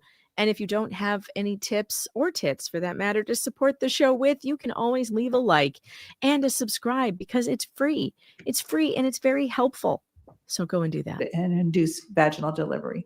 It was a normal delivery from what I can recall. No, it was but I induced. have to refresh my records. And did you get that information from the mother or father or both? From the mother. Okay. Can you describe Jameson's condition when you did the physical examination of him? Other than the injuries that I mentioned, he was a healthy, normal-looking baby. There was nothing about him that was concerning. Your Honor, at this point in time, I'd ask that the witness come down. I've got State's Exhibit number 1 that I'd like to represent to the jury with her. She's scared to move. You can step She's down like, and join no. Miss Fox there. I wanted to see her outfit though, so I'm happy about this. Can you help me get it so that it's clear? I swear she just looks like she's wearing a white t-shirt with a Yeah, silk why is bow she wrapped wearing a around it. t-shirt? I'm telling you, she like made her own pussy bow blouse. Oh my God, her Dr. next Brown, to the just for the record, poncho I'll say is the Pussy Bow. weirdest Exhibit number Crystal 1. Gale reunion band I've ever seen. No capes. Back on the Elmo system so the jury can see it. You indicated that there was a Is she wearing healing purple injury to the pants? floor of the mouth. I don't My know. first question would be, can you identify where you saw the healing injury? So I saw it on the 14th of January. And where in the mouth was the injury that you saw? So it's on the floor of the mouth, close to the frenulum. So the frenulum is that piece of tissue that connects the tongue to the bottom of the mouth. And can you show the ladies and gentlemen of the jury where the injury is? So this part here. Patty cake, your you wish is see my the tear. demand. This right here is the actual tear. This outlining it is the circumference of the tear. You indicated you marked it as healing. Based on your observation, what led you to believe it was a healing tear as opposed to something that was fresh? So I believe that this was a picture taken before me by the PCP. So by the time that I saw it, there was some what we call granulation tissue. She does know about PCP, Like a little bit y'all. of white film of new tissue that is over the injury. It's kind of like a scab on your normal skin, but of course in the mucosa, it looks whitish. And at that point in time, She can barely open her does that eyes. part of the body heal Yeah. quicker or slower than perhaps a scratch on the outside of the skin? So the mucosa heals a lot faster. If you think about it, when you are chewing something and you bite the side of your mouth, it might really, really hurt, get swollen, and might even bleed a little bit. But in a couple days, 2 or 3 days even, it's completely gone and you can hardly feel it. The mucosa heals very, very quickly. When it happened, because of the location on the body, would you consider it to be bleeding a lot or not bleeding a lot? So injuries to the bottom of the mouth, because it's very vascularized, meaning there's a lot of blood vessels that go there, they bleed quite a bit when they happen initially. And based on your observation on the date that you saw it, which would be January 14th, and you indicated that this appears to be earlier than the condition it was in when you saw it, would you be able to say, is it consistent or inconsistent with something that would be 72 hours or less old? For this image or when I saw him? We'll start with when you saw it. So when I saw him, I would say that it could be 72 hours old. Okay. What about the image in front of you? The image in front of me definitely looks more fresh than that. And then Who is the uncomfortable gentleman just based sitting on there the like he location lost, of the he injury, sat in the wrong seat? what is this mechanism? That's a good Like question. he's like, I bet you're wondering how I got here. So am I. That's not that's someone in the gallery? No, I think that's the I think that's the clerk. Yeah, no, he that's works not for the the clerk. court. Look, there's somebody with crutches sitting next to him. They have I handy think capable it's people him. too. I think it's him because the only guy next to him is the bailiff, and I don't think the bailiff is going to be at work with crutches. It's His that guy. crutches. Those Just are maybe. his crutches. They're his crutches, the guy in the polo. He works for the Oh. court. Oh, he works for the court. Thank God Jennifer's here. She was there that day. She knows. She Very knows helpful. these things. I was just that making is sure most Coach wasn't consistent in with the wrong causing that place. injury based on your practice and training and experience. We're always worried about oral injuries in little babies because that's one of the things that's considered a sentinel injury. Sentinel injuries are injuries in small children, usually under the age of 6 months, that can actually be pretty easy to miss or blow off because they don't seem that consequential. That can be a sign that a child is being injured because they can't really do these No, things to this is themselves. bullshit. Megan, When can you you think pause about a it? baby, they often put their fingers in their mouth. So this entire ideology is based on, let's look at all these random injuries that these small humans who are crazy and have no fear get, and let's look at them at the lens that they could all be considered abuse until they are proven not abuse. Again, you are starting out with an assumption that every bruise is a story you're just, trying to Yes. figure out. It's If gross. this is so, again, it's confirmation bias. If you start with this matrix, you are going to find everything they call, and you can use whatever words you want, sentinel injuries or missed injuries. You can make up a language. It doesn't make it any less dumb if you go in with an assumption and you don't actually use science. I am so tired of the soft sciences. When I am president, it's STEM only, the rest are soft sciences. And it's going to be a law. It's going to be a presidential edict that if you want to engage in the social sciences, you have to include math and statistics, because I'm tired of this made up matrix of words we use to word True. salad our way into, cherry picking the Whatever they data want. that fits our narrative. Mm-hmm. Agreed. But we actually rarely see that kind of injury to the floor of the mouth. It's quite a large tear, and it would have actually bled quite a bit. When we look at papers on sentinel injuries, one of the quintessential ones is by Dr. Linda Sheets in the Pediatric Emergency Care in 2013. Oral injuries are one of the most missed forms of injuries that lead to greater forms of abuse later on, or it's indicative of greater forms of abuse later on. Judge, I'm going to object at this point. I think this is the second time Dr. Brown has attempted to insert into her testimony references from professional journals and articles. That's improper on direct testimony. I'm going to sustain that objection. I'll ask another question. Is the injury consistent or inconsistent with something that Jameson could have done to himself? No. Why is it inconsistent? It's inconsistent because injuries to the mouth is not something that a baby could do of this nature. They're not going to be able to tear tissue with enough force of their fingertips to cause that injury to themselves.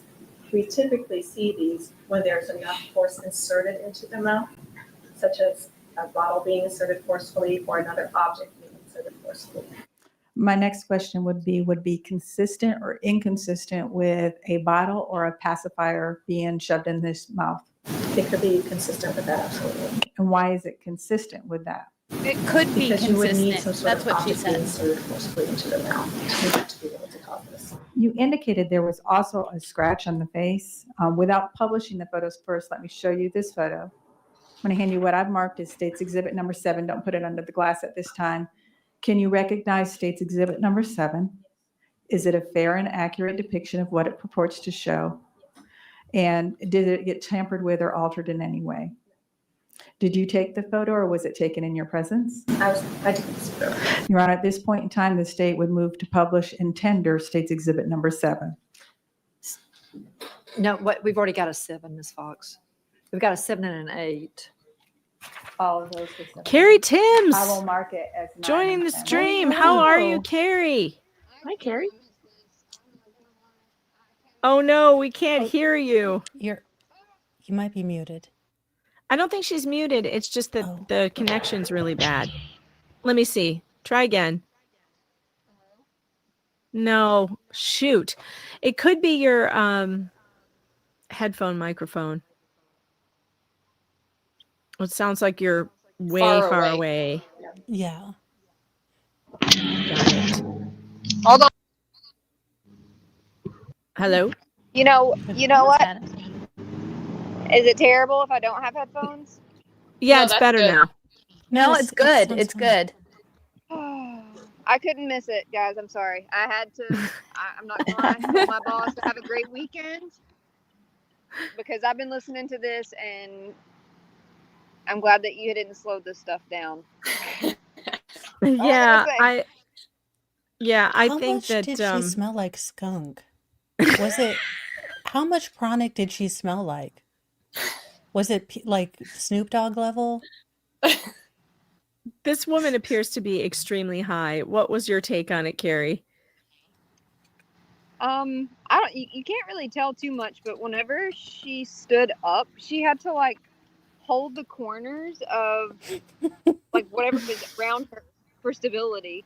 And to my knowledge, don't quote me on it, she had a driver that day. She had to have someone drive her there and back. Interesting. Oh, nice. Like We this thought is it the might be woman her who was lawyer. Yeah, I don't know who it was. But this is the woman who was responsible for taking my child out of my arms, and this is how she conducts herself in court. I mean, I guess if I had to sleep with myself, I would need to medicate myself as much as she has as well, just to be able to function. So, Carrie, we were listening to her say that you didn't express anything about being flexible, but that's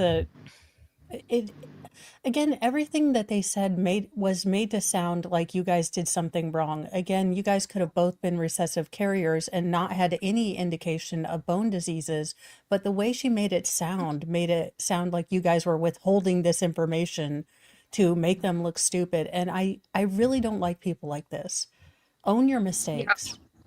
But it's like whenever they're asking you questions, I mean, it's not just like they're asking pretty specific questions in the courtroom, right? Did you ask this question? Yes. When she's going through her list of questions when you're in the hospital room, it's like, what does that have to do with anything? Like, no, you don't know that has everything to do with everything. So that's where it was just, yeah, I'm flexible, but I relayed to her that my sisters are more flexible than I am. Not that I'm not, that my sisters are expeditive gymnastics and all that stuff, and it was put to the test for them. As for me, I never knew I could do the weird praying hands behind your back thing. Like if I could set my phone up somewhere and do it, I'm in the middle of the city park right now. It's probably like a freak. But if I could show you guys half the things that I can do, like I am gonna do it. I don't care. You're in the city. You'll fit right in. They're all weird in every city. Right in the middle of the I'm just gonna do a couple of things. Oh, well, I can't even squat like that, so you're already beating me. So if you take this finger, right, I can touch back here. My daughter can do this, and it's horrifying. Ah! I always tell her to stop doing that in front of me. Oh, like that is actually kind of a cool X power. But let me do the praying hands. Hold on. Can you see? Yeah. Oh my god. Oh, wow. That is the coolest superpower ever. Yeah, that's hyper flexibility. I can't do any of that according to Miss Witch with the cape. So I really didn't like her demeanor. She's got like fairy princess hair and like, well, let's be honest, Weeza attitude. Yeah. So she tricks you because you think, oh my God, fairy godmother, like you're going to give me a new dress and I get to go to a party. And then she's like, no, we're just taking your children. And No, I'm we're like, just what the taking your hell? baby. Yeah. Horrible. Absolutely horrible. All right, here we go. We've got more to go. We'll make this one 9, and I'll make the other one 10. Thank you very much for catching that, Ms. Gina. State would move to tender State's Exhibit number 9. Any objection to State's Also- Exhibit 9? Also, why is she not at the witness box? Why is she? Because up at they the had her podium? come down to look at something. I don't know what they were I looking think at. that's near the Elmo, so she can then publish them to the jury and again show them in Patago and claim Right. that it was a gouge. But for whatever reason, the cameraman decided not to show us what was on the screen. I think Oh, he I was gonna will. say, She 'cause- hasn't put it up yet because they didn't tender it yet. So Oh, he's about okay. they're Like, about to isn't- show it. Isn't this the stuff that like you do before court so that when you get to court you don't have to sit here and like do all this No, stuff? they No, number they have them to do all, it. right? They have to do Ah. it in front of the jury. Miss Bernard, Mr. Hood? I was just going to board you the witness briefly on the Okay. circumstances. Can I do the? Do you need the witness to stand there with I was that? going to put it under here and going to have her point to the photo. Okay. Well, I'm going to ask her to sit down in the witness chair because it's hard to hear for the court reporter while Miss Bernard void-hours her about the picture. So if you can just step back to the witness stand and turn the lights up, please. Thank See, you. that's why I was like, don't they normally do it from the witness stand? Okay. Miss Or like Fox they'll has bring offered over the State's Exhibit pictures and be 9. like, here. Yeah, Miss I'm not Bernard, sure you why had they some wanted her to questions come about down. State's 9 from the witness. Yes, I was going to inquire of Dr. Brown when she took the photograph. Like if I took the photograph at the bedside. Oh, I when can't was hear there. what Carrie's saying. And was that your Oh, first hold on. visit to the What was that, Carrie? If you could back it up to where she's walking to sit there, you can see her hold. She takes a hold of everything as she's watch her. She's holding it right there. Watch really close. Okay. You can just step back to the witness stand and turn the lights up, please. Thank you. Thing. Okay, Ms. Fox has offered states Oh yeah, she's exhibit got her 9. hand. She had her hand on the. Ms. Bernard, Too you had bad the some questions camera. about states 9. The camera didn't move fast enough to catch her going around the corner, but I could see she was holding on. The witness. Yes, I was going to inquire of Dr. Brown when she took the photograph. I took the photograph at the bedside when I was there. And was that your first visit to the bedside of Jameson? Yes. And so his parents were present at that time? Yes. Had you previously viewed any photographs of the abrasion? She's breathing into the I don't believe microphone so. again. And what did you use to take the picture? We use our cell phone. We have a program called Epic Haiku that goes straight into the medical record. What in the Sarah Boone? I don't have any further questions, Sudoku? and we don't have any objections to the admission of the photograph. Mr. Hood, did you have any objections to States Exhibit 9?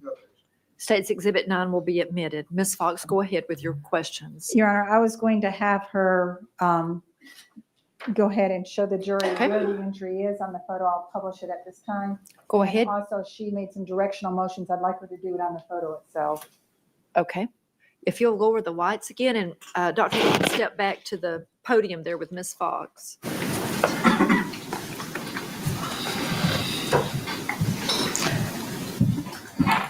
That is impetigo. I'm not a doctorologist, but Yeah, I know. It's very clearly a skin condition. I mean, it's just ridiculous. What kind of abuse? Carrie, did you ever figure out if it was impetigo? Harbin Pickett diagnosed it as impetigo in his records that day. And I don't know. And then this Dr. Brown, or she's sitting here. Oh, it was a triangle.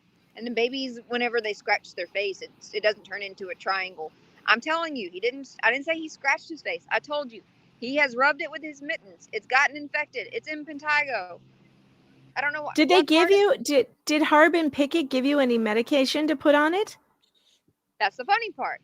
Yes, she did. And when we got to CHOA, we were harassed because they didn't want us to put that. We literally picked it up the day before. Okay, it was just basically medicated ointment, triple antibiotic ointment. Picked it up the day before. We get told we have to go to CHOA. We take it with us, obviously, to CHOA. CHOA does not want us to use that ointment. They want to call it from their pharmacy when we just have one we just picked up yesterday and use theirs. And because I told them no, they put it in the chart basically that I was defiant and wanted our own. Why would we pay for it again if you're also diagnosing it as the same thing, to put the same ointment on it? So you're concurring with the doctor that sent us here. It was a whole ordeal. Wow. Well, and actually look at the photo. Again, there's not random bruises. His eyes are bright. There's no misshapenness on the head. I'm not a doctorologist, but I've had a lot of babies. He's got a healthy amount of chunkiness. He's not the chunkiest baby, but he's got, some He's little so chunkiness. cute. He looks like a normal baby. Again, that doesn't mean that some parents don't do evil things, but to assume that every parent, From one abrasion to the face to take him. yes, and then again, you are supposed to be providing help, and as all the pediatricians I've had have taken a holistic look at the family because they realize that if anything is different in the family, they ask about life updates, things like that. And that's not because they want to be nosy, but because they realize that this is a whole family thing. And I am so sorry that you got, placed with doctors who didn't look at the whole family, who Horrible. Mo Yeah. and ladies, hold this down for a second. I have to run to the bathroom. My coffee got to me. I'll be back. children do not a strong bladder make. You will never see Megan and I going on a trampoline. But did you guys catch what Carrie said? That all because she's saying, no, I don't want to use the cream from your pharmacy. I want to use the cream that we picked up from our pharmacy from the doctor yesterday. And they put that in your chart as denying medical care. It's that easy for them to say, mom was combative, mom denied this, when that's not what's even happening. She's saying, Well, I they don't did want to use that one. I want to use this one. the same thing, both hospitals actually. It's because we also brought our own formula. At that point, I couldn't breastfeed any longer. So we had to bring formula. Whenever you bring a newborn into the hospital, they will not let you, or they frown upon it. You bringing your own formula. Oh, they can't use that. We have to get the same thing from our pharmacy. No, that's crazy. I just paid so much money for formulas. It was during the time where formula was like, people were stealing it off the shelves Oh because it was so yeah. Oh gosh. So it's like, and then they put that in the chart that I wanted to use our own formula and not get it from their pharmacy. Well, if you were breastfeeding. What's the reasoning for that? Yeah, if you're breastfeeding, you want to use your milk. Like, what does it matter? Yeah, what's the reasoning behind that? Just because they can charge you for it, or? It's got to be money. That's And odd. because monitor what you're putting on your child, I guess, and make sure they document everything. Well, you sit here and see the name of what I'm doing. You can watch me every time I apply it if you would like. You can apply it yourself. But he's not getting another tube of it when we just picked it up from the hospital. Whenever I was literally the pharmacy, I was picking it up from the pharmacy when you were calling defects on me. So I do wonder, and I do think there needs to be a comprehensive test. Someone needs to do a study to see how many times the genesis of a case is because parents are being advocates for their children. You know, Yes. either saying, because, you know, we knew that it started with Bieta because she knew about CRPS and she was telling the doctors, this is what's going on.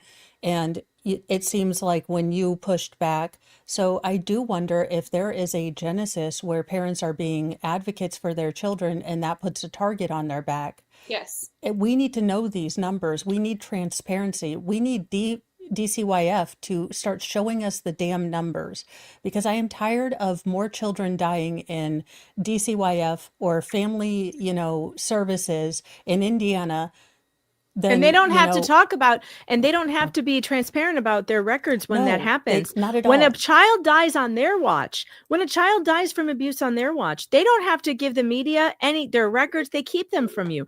You will never see it.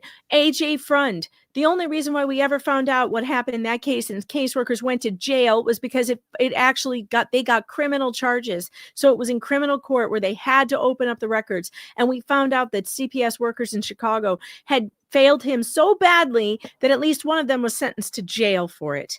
And that's you're not going to see that happen, though. You're not going to see that happen in almost all of the cases where CPS is involved. If a child dies on their watch, nobody pays for it. No one is responsible for it. No one will face any consequences for it. And yet your baby can have impetigo on his face, and suddenly you are paying the consequence of having a baby with a bacterial infection, and because they're taking him from you. And you will never be able to get into those records unless what happened to Carrie happens, where you're in criminal court. Now you get to see it. But that's the only way. And most of these families, they never see a day in criminal court. They're never charged with child abuse. They're just charged in a nebulous way in family court. Babies get taken away. Your parental rights can be completely severed, and you never get your day in criminal court ever. Did you know that they can take your baby and take your parental rights? They can sever your parental rights, and you never have a trial in front of a court, in front of an actual real criminal court.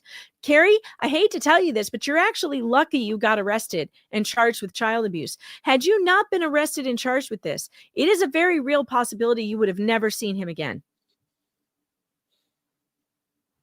It's your only chance in this, when you're stuck with these people, is to actually get your day in a real court with a high standard of evidence. The most disgusting thing is they use the guise of saving children. They use it like a body skin suit. It is so disgusting. They are like that, when Hollywood remakes anything and it turns into utter crap? Yes. Stay the fuck away from the labyrinth, Hollywood. I am warning you. That being said, they use the cloak of something morally good to push this this great injustice, and it's so disgusting. It's so anathema to what they're actually there to do. And they get on their moral high horses like we're saving children. But every year I look at daggone reports of all the children that have passed away in their flippin' flapjack care, and I'm getting tired of it. So vote for me 2028. I'm taking out all of the DCYFs. Everyone's going to have to reapply. We are putting the records on in the public, and we're figuring this out together, because I'm not the smartest person, but I'm about done with this BS. And they have no accountability, no transparency, nothing. And when they get investigated, they investigate themselves. Yes, that's the worst part. If you put in any kind of complaints to DFACS here, which is CPS, literally one of their own people will investigate that. And they're like, how, oh, we didn't how find well do you anything. think that's going to go? Yeah, we investigated ourselves and we found that we've done nothing wrong. Yes, This it's is why disgusting. the Department of Health and And Human it's Services. every time. Every time. It The doesn't matter Department- what it is, it's every time. The Department of Health and Human Services is the agency that's over all of these DCF agencies, but they're the same people. Yeah. You know, you're being investigated. The Fox is investigating the hen house. It's crazy. You can't put the Fox in charge of the hen house. There needs to be an outside agency like the U.S. Marshals or possibly the FBI that investigates these people when they do bad things, because putting HHS involved, it's putting them in charge. It's just like police investigating themselves, right? Yes. But do we really trust the FBI either? No, they're No, an not independent really. thing that isn't accountable to anyone either. We need an actual citizen-based council or something of non-political people to I'll be a on it. watchdog, to Same. go through every one of these organizations. Because Yeah, so that for was so that was discussed during the Kowalski trial, actually, that one of the changes that was discussed, I believe it was Dr. Corcoran who was talking about this, where at the hospital that he ran, they had a panel of parents, I want to say, and like just regular people in the community that would review the complaints by people who were complaining about care in the hospitals. That is something that should absolutely be standard. That these complaints by, if you're complaining that the hospital is doing something bad to you or your child, it's not the hospital that gets to investigate it. There should be an outside panel of disinterested people who are not interested in the hospital's well-being, that does that initial review. Yes. But this good God, we could talk about this for hours. Let's get back to it. Dr. Brown, I'm going to ask you what I just told the judge I would. I'd like you to show on the photograph, State's Exhibit number 9, exactly where the injury was.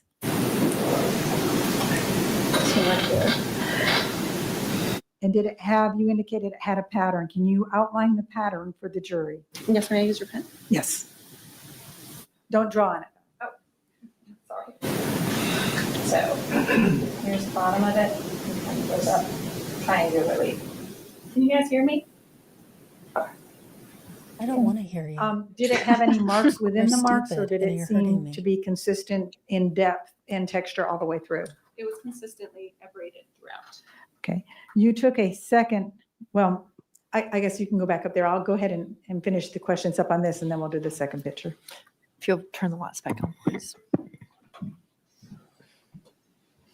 Did you take a measurement of this particular abrasion when you saw it?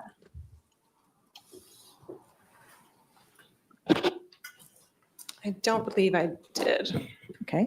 And my hypothetical question would be, would this injury that you observed be consistent or inconsistent with somebody grabbing the cheek and then having like a wide surface of a nail just scratch right on it? Oh, it could be consistent with that. Okay. Could be. Combined with Objection. the other injury, or do you, It could be I guess I'll do consistent the with an dating on this alien first. Did coming it down appear to too, be but consistent or inconsistent with something that would have occurred within the past 72 hours? It could have occurred within the past 72 hours. Is it consistent or inconsistent when combined with the injury under the tongue of someone grabbing the child's face with the tongue going up and then shoving something in, It could be consistent with the that. nail going on up as it's being shoved? Ugh. It could be consistent with I that. mean, come on. How is What this? else? One, Hey, it's Chad. leading. Chad, One, what it's else could it be? What else could it be consistent with? You know, why did they object to that leading? That is a leading question. That should have been objected to. I mean, I don't want to criticize the attorneys, but objection, leading. That it's a ridiculous That being said, assumption. the state should have a clear, this happened here, you know, looking at this.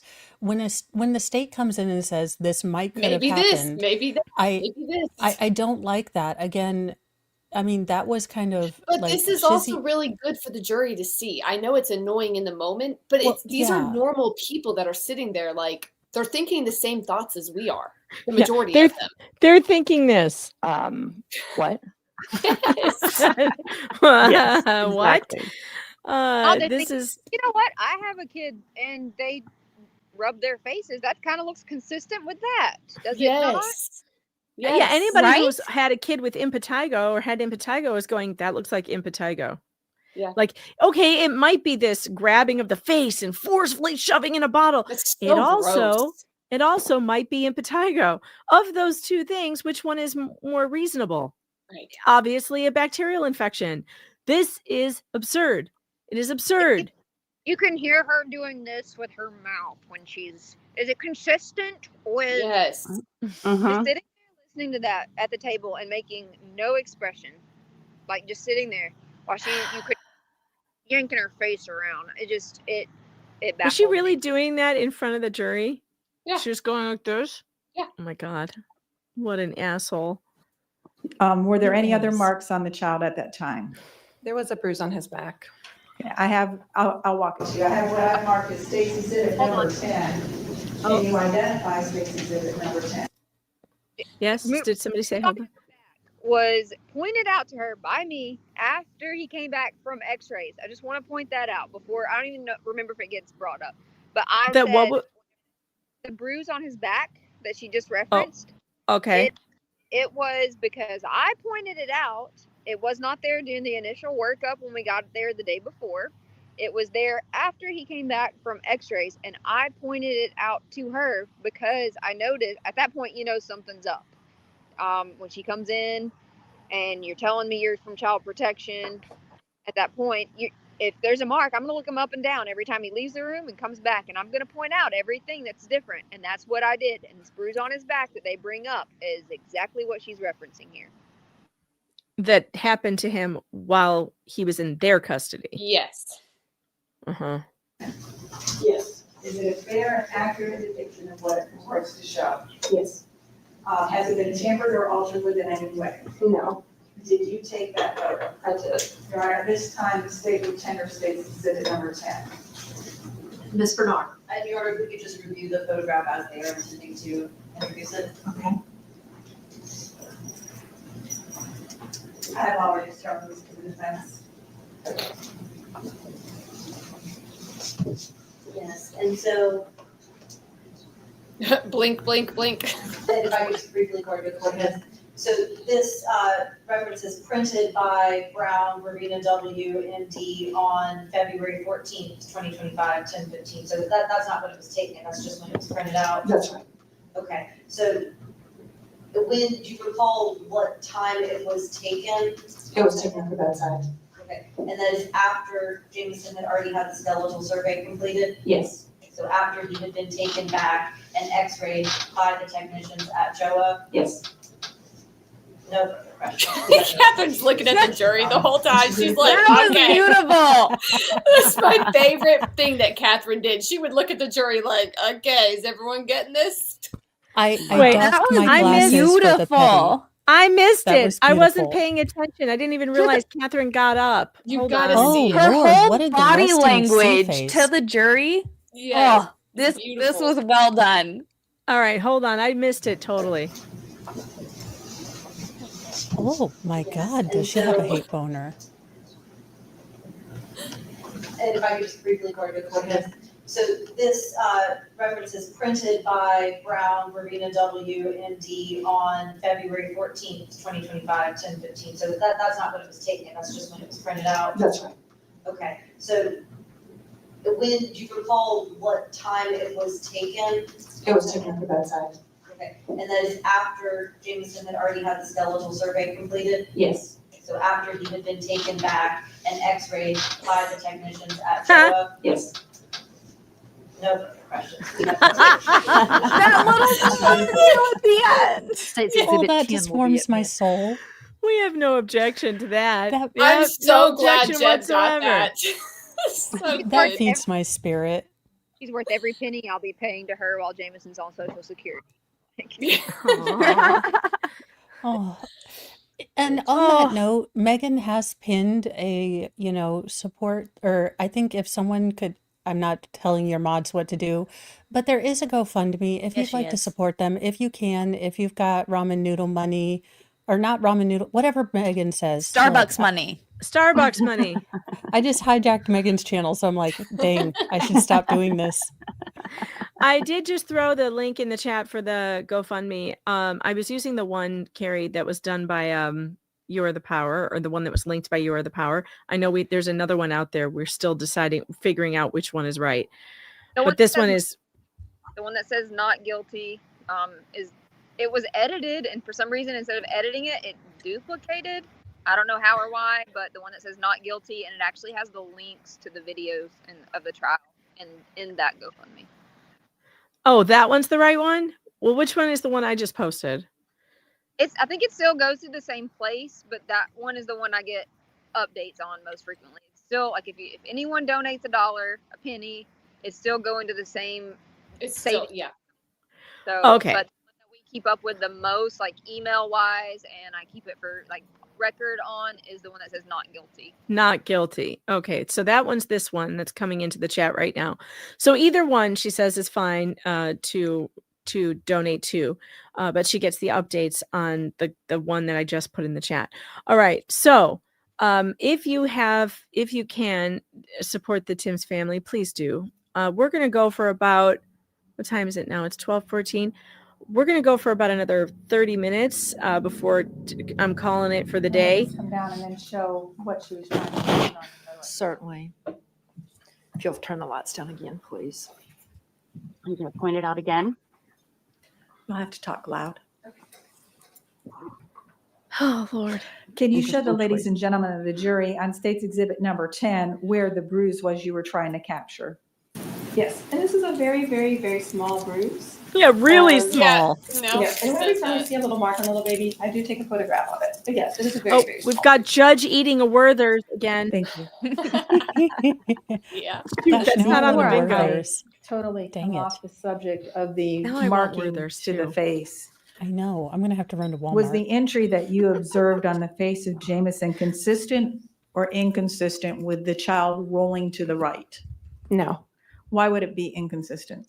there's nothing about a child rolling to the right that would cause a triangular abrasion to his face. Is there the marking that you saw on his face consistent or inconsistent? Was that an eye with roll, brushing Megan? Because his that was face a on a flutter that she did roll her Consistent eyes, or but we didn't see it. inconsistent? She did Let's like, see. Is there Oh, the yeah. marking that you saw on his face? She's rebooting, I'm telling you.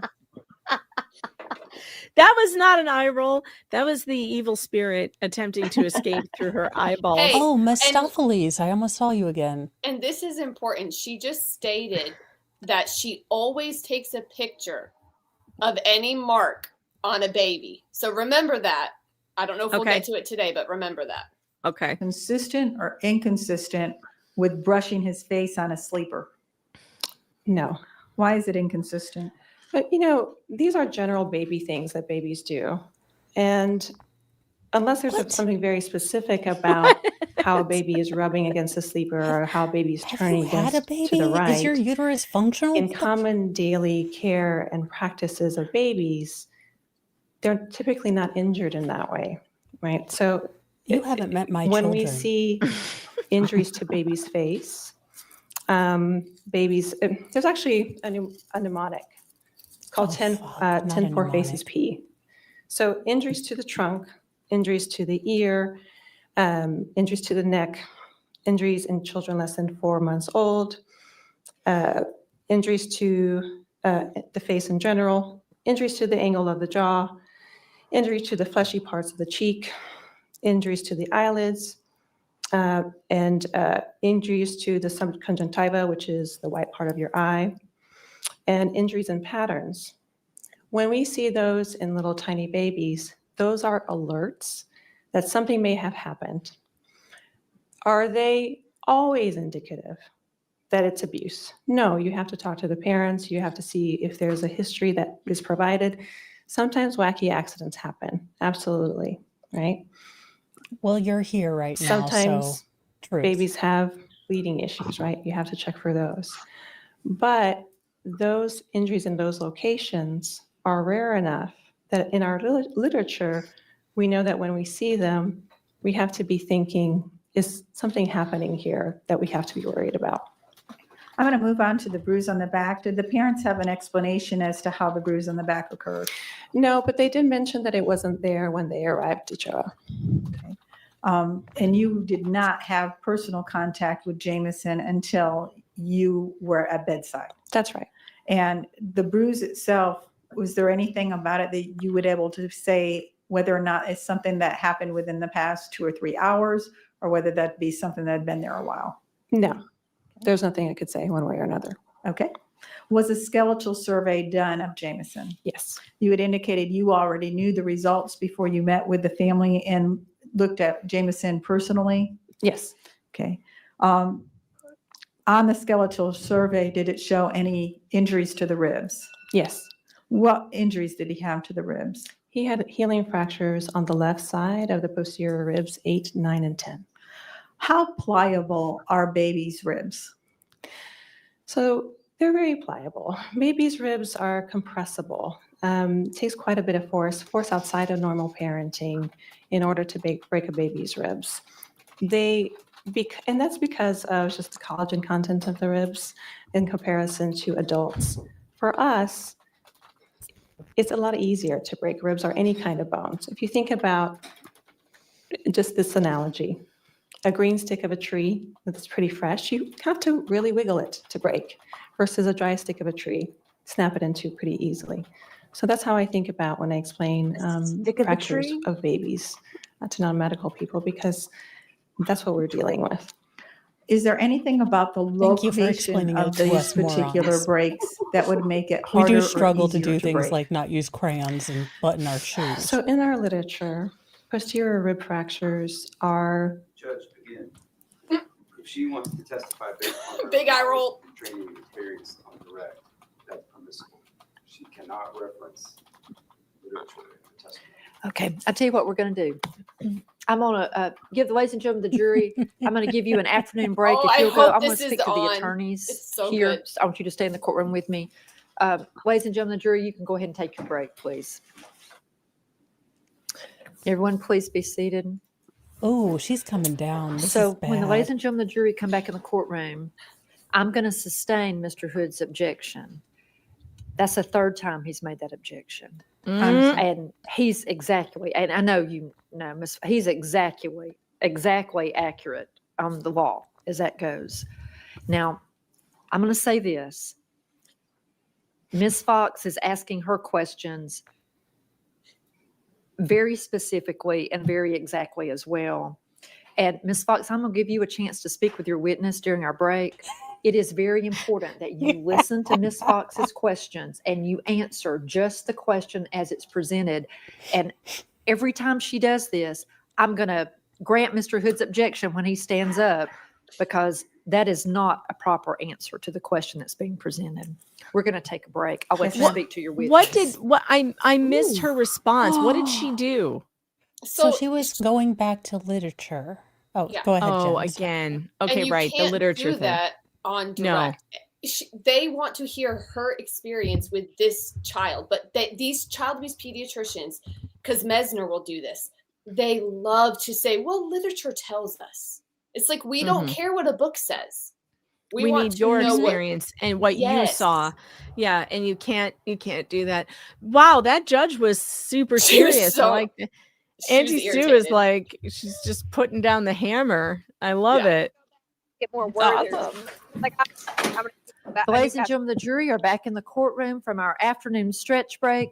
Before we took our break, Mr. Hood had made a motion or had made an objection rather to testimony that was being offered by the state.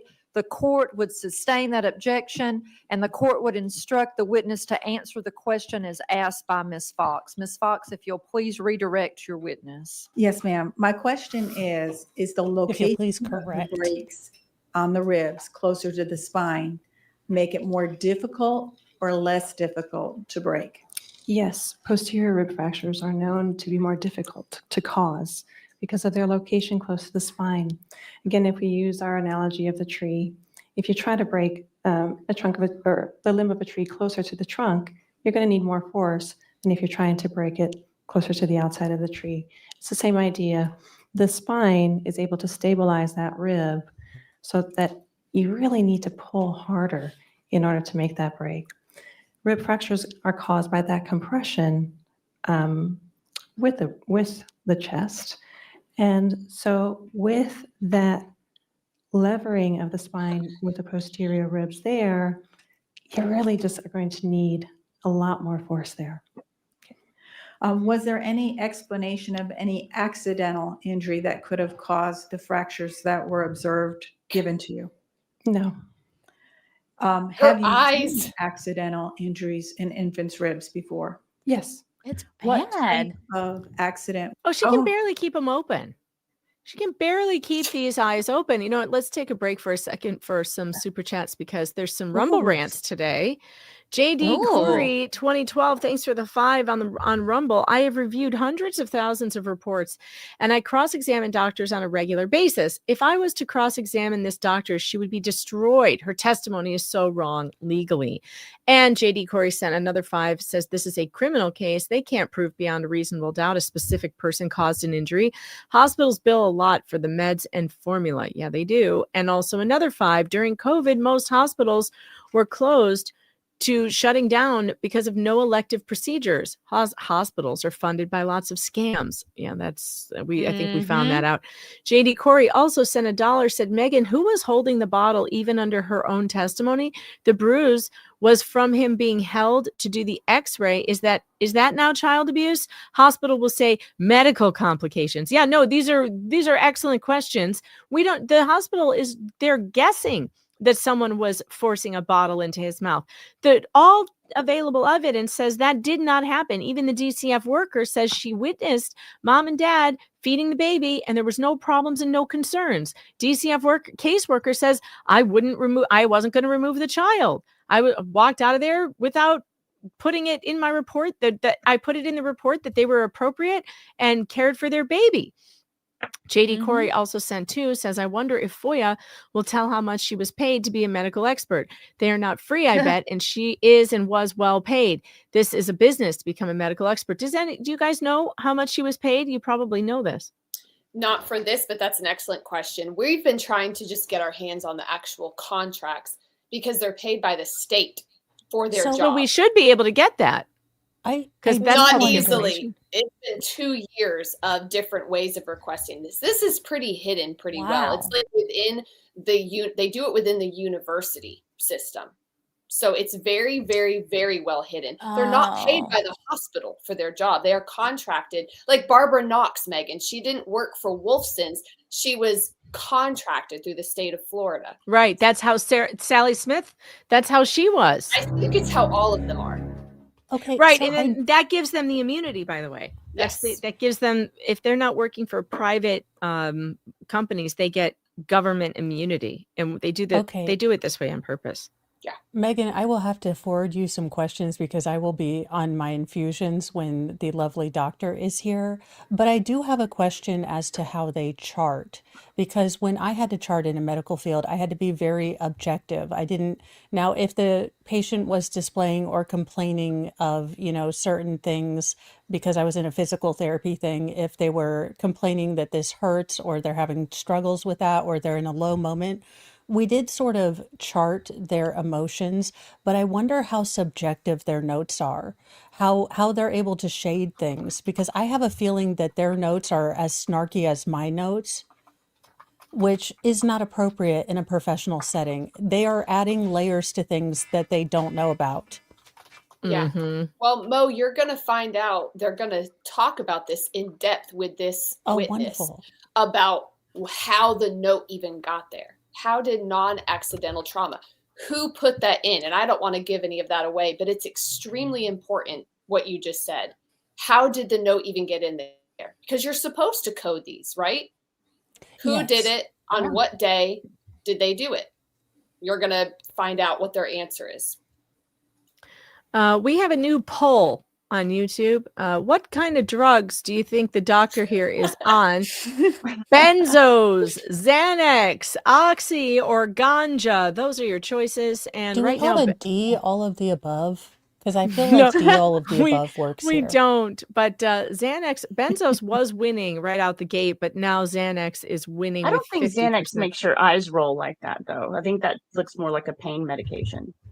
Yeah, I was thinking more like benzos or oxy. Apparently, people are telling me Xanax is a benzo. Whatever. You know what, chat? Oh, you is and your you and your drug knowledge. I'm so sorry that you guys are so much more informed about drugs than I am. Look, the chat is out of control, man. Hey, the collective knowledge of chat is amazing. Nice. Well, whatever. We Whatever. are all not legal street pharmacists. I What like do you Jim. mean? He says she's high on Satan. That could be it too. Just witchcraft in general. I should have put that on there. Speaking of witchcraft, here's Lord Dingus too. We see them in motor vehicle collisions. We see them in crush injuries, large objects falling on children, sometimes even complicated co-falls, like a child falling down the stairs in the arms of a parent where the parent falls on the child. So complicated accidents in the home can cause rib fractures as well. Do babies typically experience pain when they have a fracture similar to an adult? Yes. How long does it take to have for a the water callus again. appear on the bone once it's broken? We typically see them on radiograph in 10 to 14 days. And on the callousing, just so the ladies and gentlemen can understand clearly, is that just like the little bump or not that kind of your body forms over the break itself? Yes. Okay. Without an accidental explanation, is the rib fractures that you saw consistent or inconsistent with child abuse? So whenever we see rib fractures in children and there's no accidental mechanism, they are going to be most consistent with abuse with a healthy child. Okay.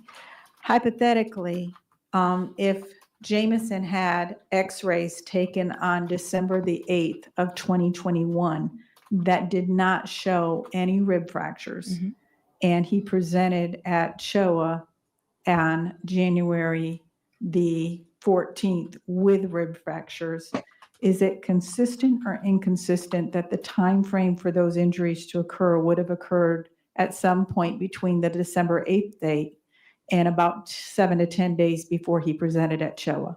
That's correct. That would be consistent. And why is that consistent? Again, because of the healing of the injury. So we know that you need at least 10 to 14 days for callus formation to be seen on an x-ray. Would the rib fractures be consistent or inconsistent with something that Jameson could have done for himself? No, at 3 months of age, there's nothing that he would have done to himself to cause a rib fracture. Is it consistent or inconsistent with an injury that could have occurred when he was born? No, those rib fractures showing up at the time frame that they did would be inconsistent with birth. And we very, very rarely see rib fractures, especially posteriorly from birth. Why do you not see the posterior because of birth? Once again, posterior fractures are more difficult to occur. More complicated births in children especially children who have, brittle bone diseases can happen, but in normal children with normal deliveries, we just really don't see posterior rib fractures happening because of the way the children come from the birth canal. There's no reason to squeeze the rib cage. Do you often see rib fractures with no internal injuries to any of the organs? Very commonly. There's the way that the mechanism of rib fractures being caused, you don't necessarily have any kind of internal organ injury. Sometimes, if it's a very large blow to the chest, we might see liver injury. But typically on those children, we also see exquisite amounts of other often fatal injuries as well. I want to talk about the compression injury to T10. How many compression fractures typically come through CHOA in a given year? We see several in the year. They're not that common, but we see a number of them. How often do you see them in babies? Babies, not often at all, very rarely. Okay.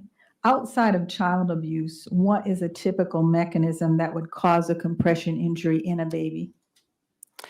Again, complicated falls. We do see them when children fall like directly on their head. We see them with hyperextension of the spine with long falls from very tall heights, children falling from windows, things like that. Again, motor vehicle accidents, things of that nature. You gave us an analogy of a green twig versus a dry old stick. Is there any analogy that the jury could compare a compression injury through that would make sense to people who are not medical experts? So typically what we think of with compression fractures to the spine is what we call axial loading. So axial loading is when you take a force from above or below and you crush from that direction. So think about crushing a Coke can from top to bottom like this. And are the compression fractures Can you pause it, painful? please? Yes. Mm-hmm. Did Is the she saying medicalologist ever explain why only T11 was affected if he suffered a severe compression fracture, why it didn't, migrate? Because usually more than one vertebrae is involved if you're going to do a hyperflexion or hyperextension. So why was it only one vertebrae? Oh, that doesn't they ever- matter, Mo. That's Oh. irrelevant. Also, That's I'm irrelevant. using She logic, saying damn they me. took their baby and like Yes. She squunched it. she squunched. Say she squunch, squunched the baby. bitch. Yes. Make my day. Say squunch. She's alleging the baby got squunched. Yeah. They squunched the baby. And no, and also wasn't it T10, not T11? Isn't this the problem where they're saying one says T11, the other one says T10? Yes. I thought that sounded weird, but then again, We had a still don't rough even know night, so which who vertebrae knows? it Know is. which it is. We still don't know which one it actually was. No, Well, yeah, counting stop is squunching hard. the babies, Choa. No squunching. Maybe No they squunching. squunched him Well, when they were taking the freaking x-rays. Yeah. also, she's pulling out this green stick fracture analogy like she made it up. Green stick fractures have been common knowledge for a lot. Mostly children get them because they do have malleable bones. Just pointing out that I have just paused on the Can sex we scandal mark face yet conflicting again. testimony since we don't know which T Yes. it actually is? Yes. Yeah. Conflicting testimony. And Definitely. evasive answers because she can't answer a damn question without going into a Kamala Harris word salad that makes me want to drink. All right. Yes. Evasive answers. No.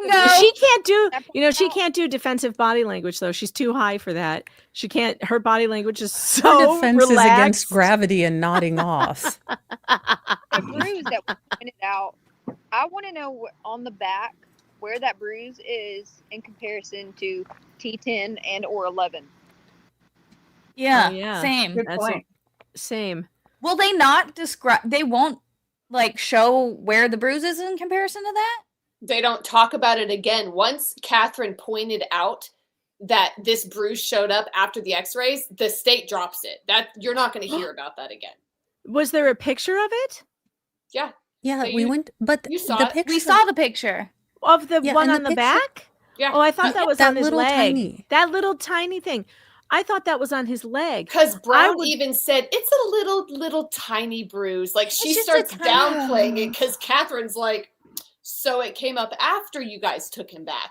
They Boy, drop I would it. really like to know where it was in relation, like Carrie Yeah. said, to T10 and T11. Okay. What if they did that to him in the process of taking those x-rays?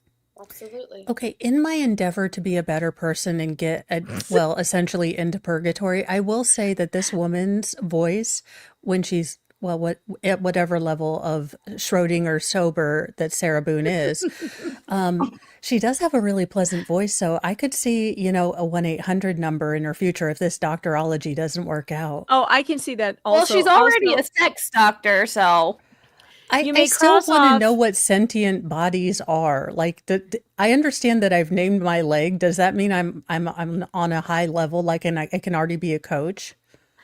You're going to have to take her coaching. Somebody needs to sign up for her Oh, coaching. God. Okay, if Oh, y'all no. pay for it, I will watch it. I will dress up like her. I have wigs. I'm not going to tan myself I'm for not going to obvious settle. I'm reasons. not going to settle for anything less than you in a prom dress in a creek. I'm sorry, but I won't. I have Also, a creek outside please my check off- home. Perfect. Please This is check working off out. Mo makes us snort, because I did let out quite the snort last joke she made. In her quest, I think she said, in my quest to be a better person, I snorted. So Yeah, well, that's the biggest joke because I'm just aiming for purgatory. Look, I'm one of those Catholics that's going to revert like right at death and be like, "Look, I get to go to purgatory, and I've done the math Still counts. with the Still rise counts. of Latin American countries and Catholicism. I will get there because catechism classes are full of people praying for my ridiculous behind. Listen, Join me in deathbed- purgatory; it'll be fun." Deathbed confessions is perfectly valid according to the catechism. So you're good. You're good as long as you don't. I know. I get have killed in legalized this these out. Mo. Yes. Without an accidental injury or a explanation for how that occurred outside of child abuse, is this consistent or inconsistent with child abuse to have a fracture of T10? So again, without a history of an accident, it's going to be very concerning. And when you think about a diagnosis of child abuse, you can't take each injury in a vacuum. So you have to think about Jameson as a whole. He had the compression of T10 in and of itself without any kind of disease, without any kind of accidental mechanism is How concerning. can she say He had that when the pre-rib blood work hadn't fractures come back? that were healing without any kind of disease. Because she's a and doctor, without Mo. any kind of Hello. accidental mechanism that in and of itself. Hello, was she's a concerning. doctor. He had a scratch to his face. It didn't look like a typical baby scratch. That in and of itself was concerning. And he had that significant laceration to the bottom of his mouth. In and of itself was concerning. And Okay, he so had a Harpen history of said it was bruising a at minor Erlanger cut, and now that she says it's after major twice- laceration. This is the problem with the subjectiveness of this particular field. Again, this is why I don't like subjective fields of study in hard sciences or pretending to be hard sciences. Give me a number. It was 2 millimeters. It was 1 millimeter. It greatly increased. We saw inflammation. Give me something other than, you know what? My spidey sense was tingling. Mm-hmm. Yeah. Yeah, it's too subjective for me also. I'm in agreement. 2 times having laboratory workup for bleeding disorders that were negative or unexplained, that in and of itself is concerning. So his whole constellation of symptoms is diagnostic of abuse. Did you speak to the parents further? In further about There during the visit, after you reviewed Jameson's physical appearance? Yes. Did they ever provide an explanation for any of the injuries you've just reviewed with the jury? Well, again, they talked about the mouth with the hands. They talked about the face with the mitten. They didn't give any explanation for the fractures. Okay. Did the mother indicate whether or not she took her mental health medications during her pregnancy? She did not. And is that important? Oh, no, stop this, Megan. I'm going to go off. I'm going off. Go off, Queen. Go off, Queen. Okay, wannabe mermaid Ariel.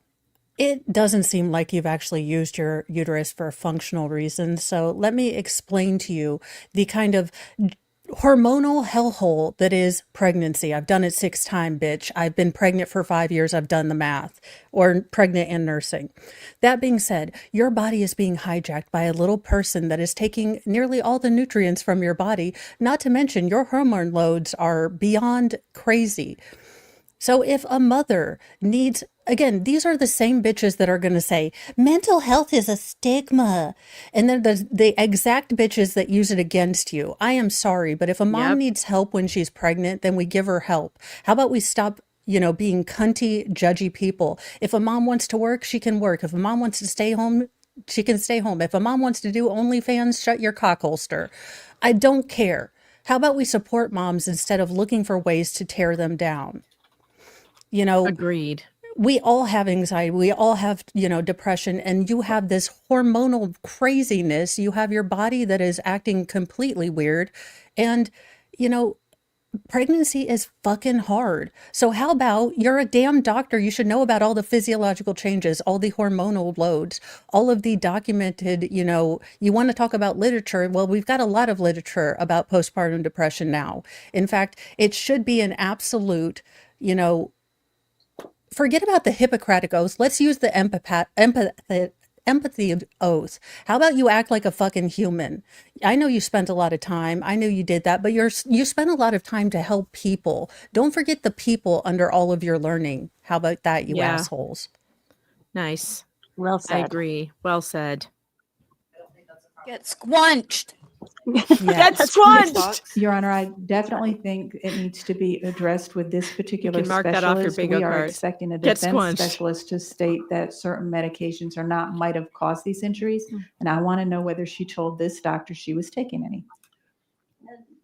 Your Honor, if she's referring to the blood pressure medication that was taken during the pregnancy, then again, I think this mental health medications reference is referring to things. So it was blood pressure medication and not even a psych medication? I'll sustain the objection. I'll let you redirect the question as to any medications. I don't know that we need to classify what type of medications, but.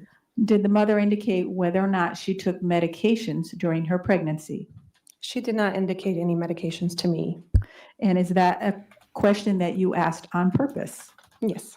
Why did you ask that question? Well, we typically want to know how moms are doing with their mental health So you can at the judge time of the them. visit. Did the mother indicate whether or not she was going to seek help for postpartum? She did. Did the mother or father report any family history that would contribute to a genetic explanation for any of the findings that you saw? They did not. How often do you see rib and compression fractures, but no injuries to the head? For example, many of us have heard of a shaken baby case where they might have had the blood in the Oh eyes. my and God.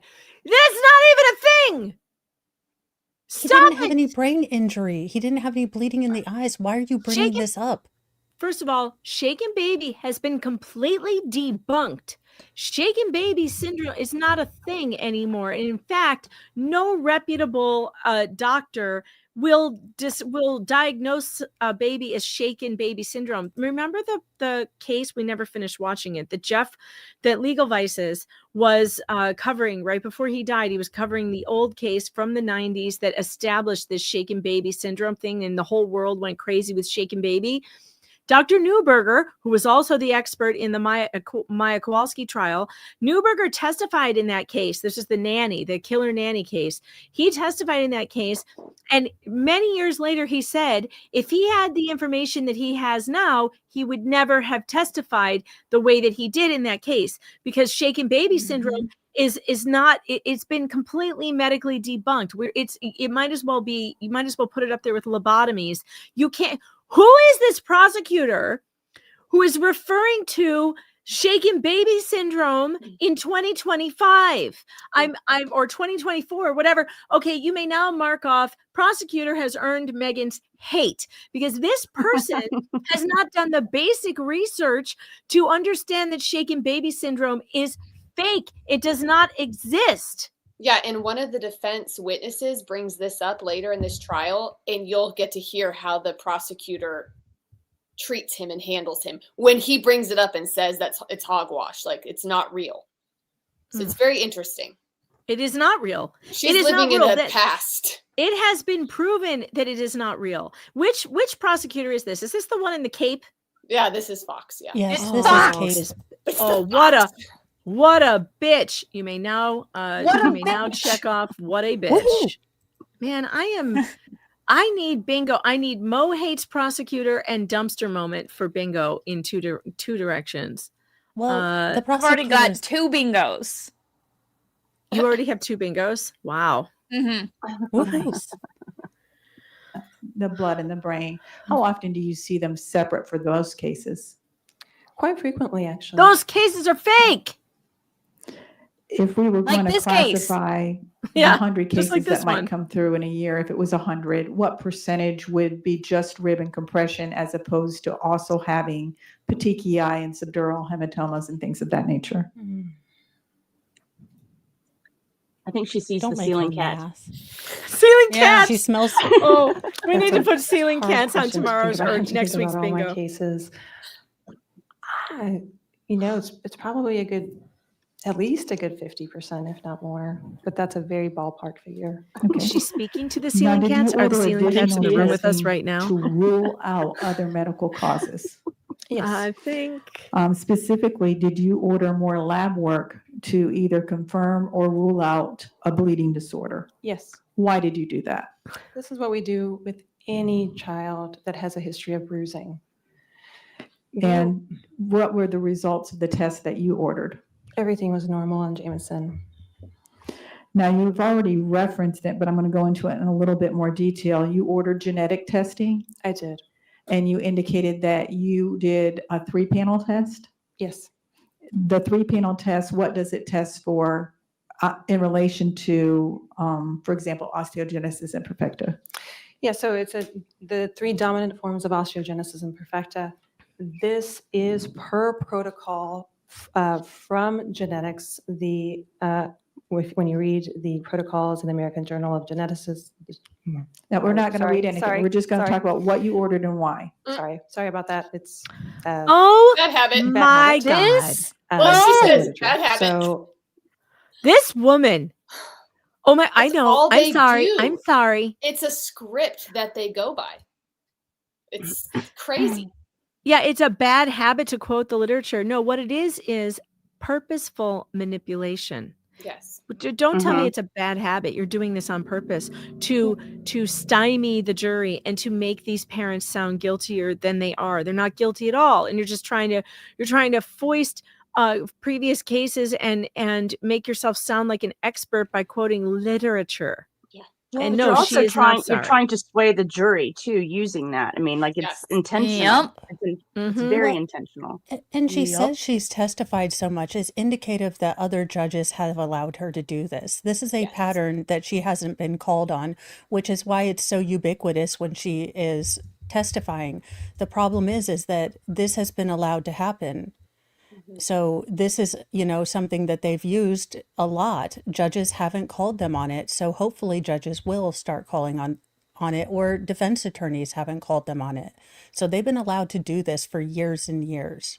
Yeah, it's true.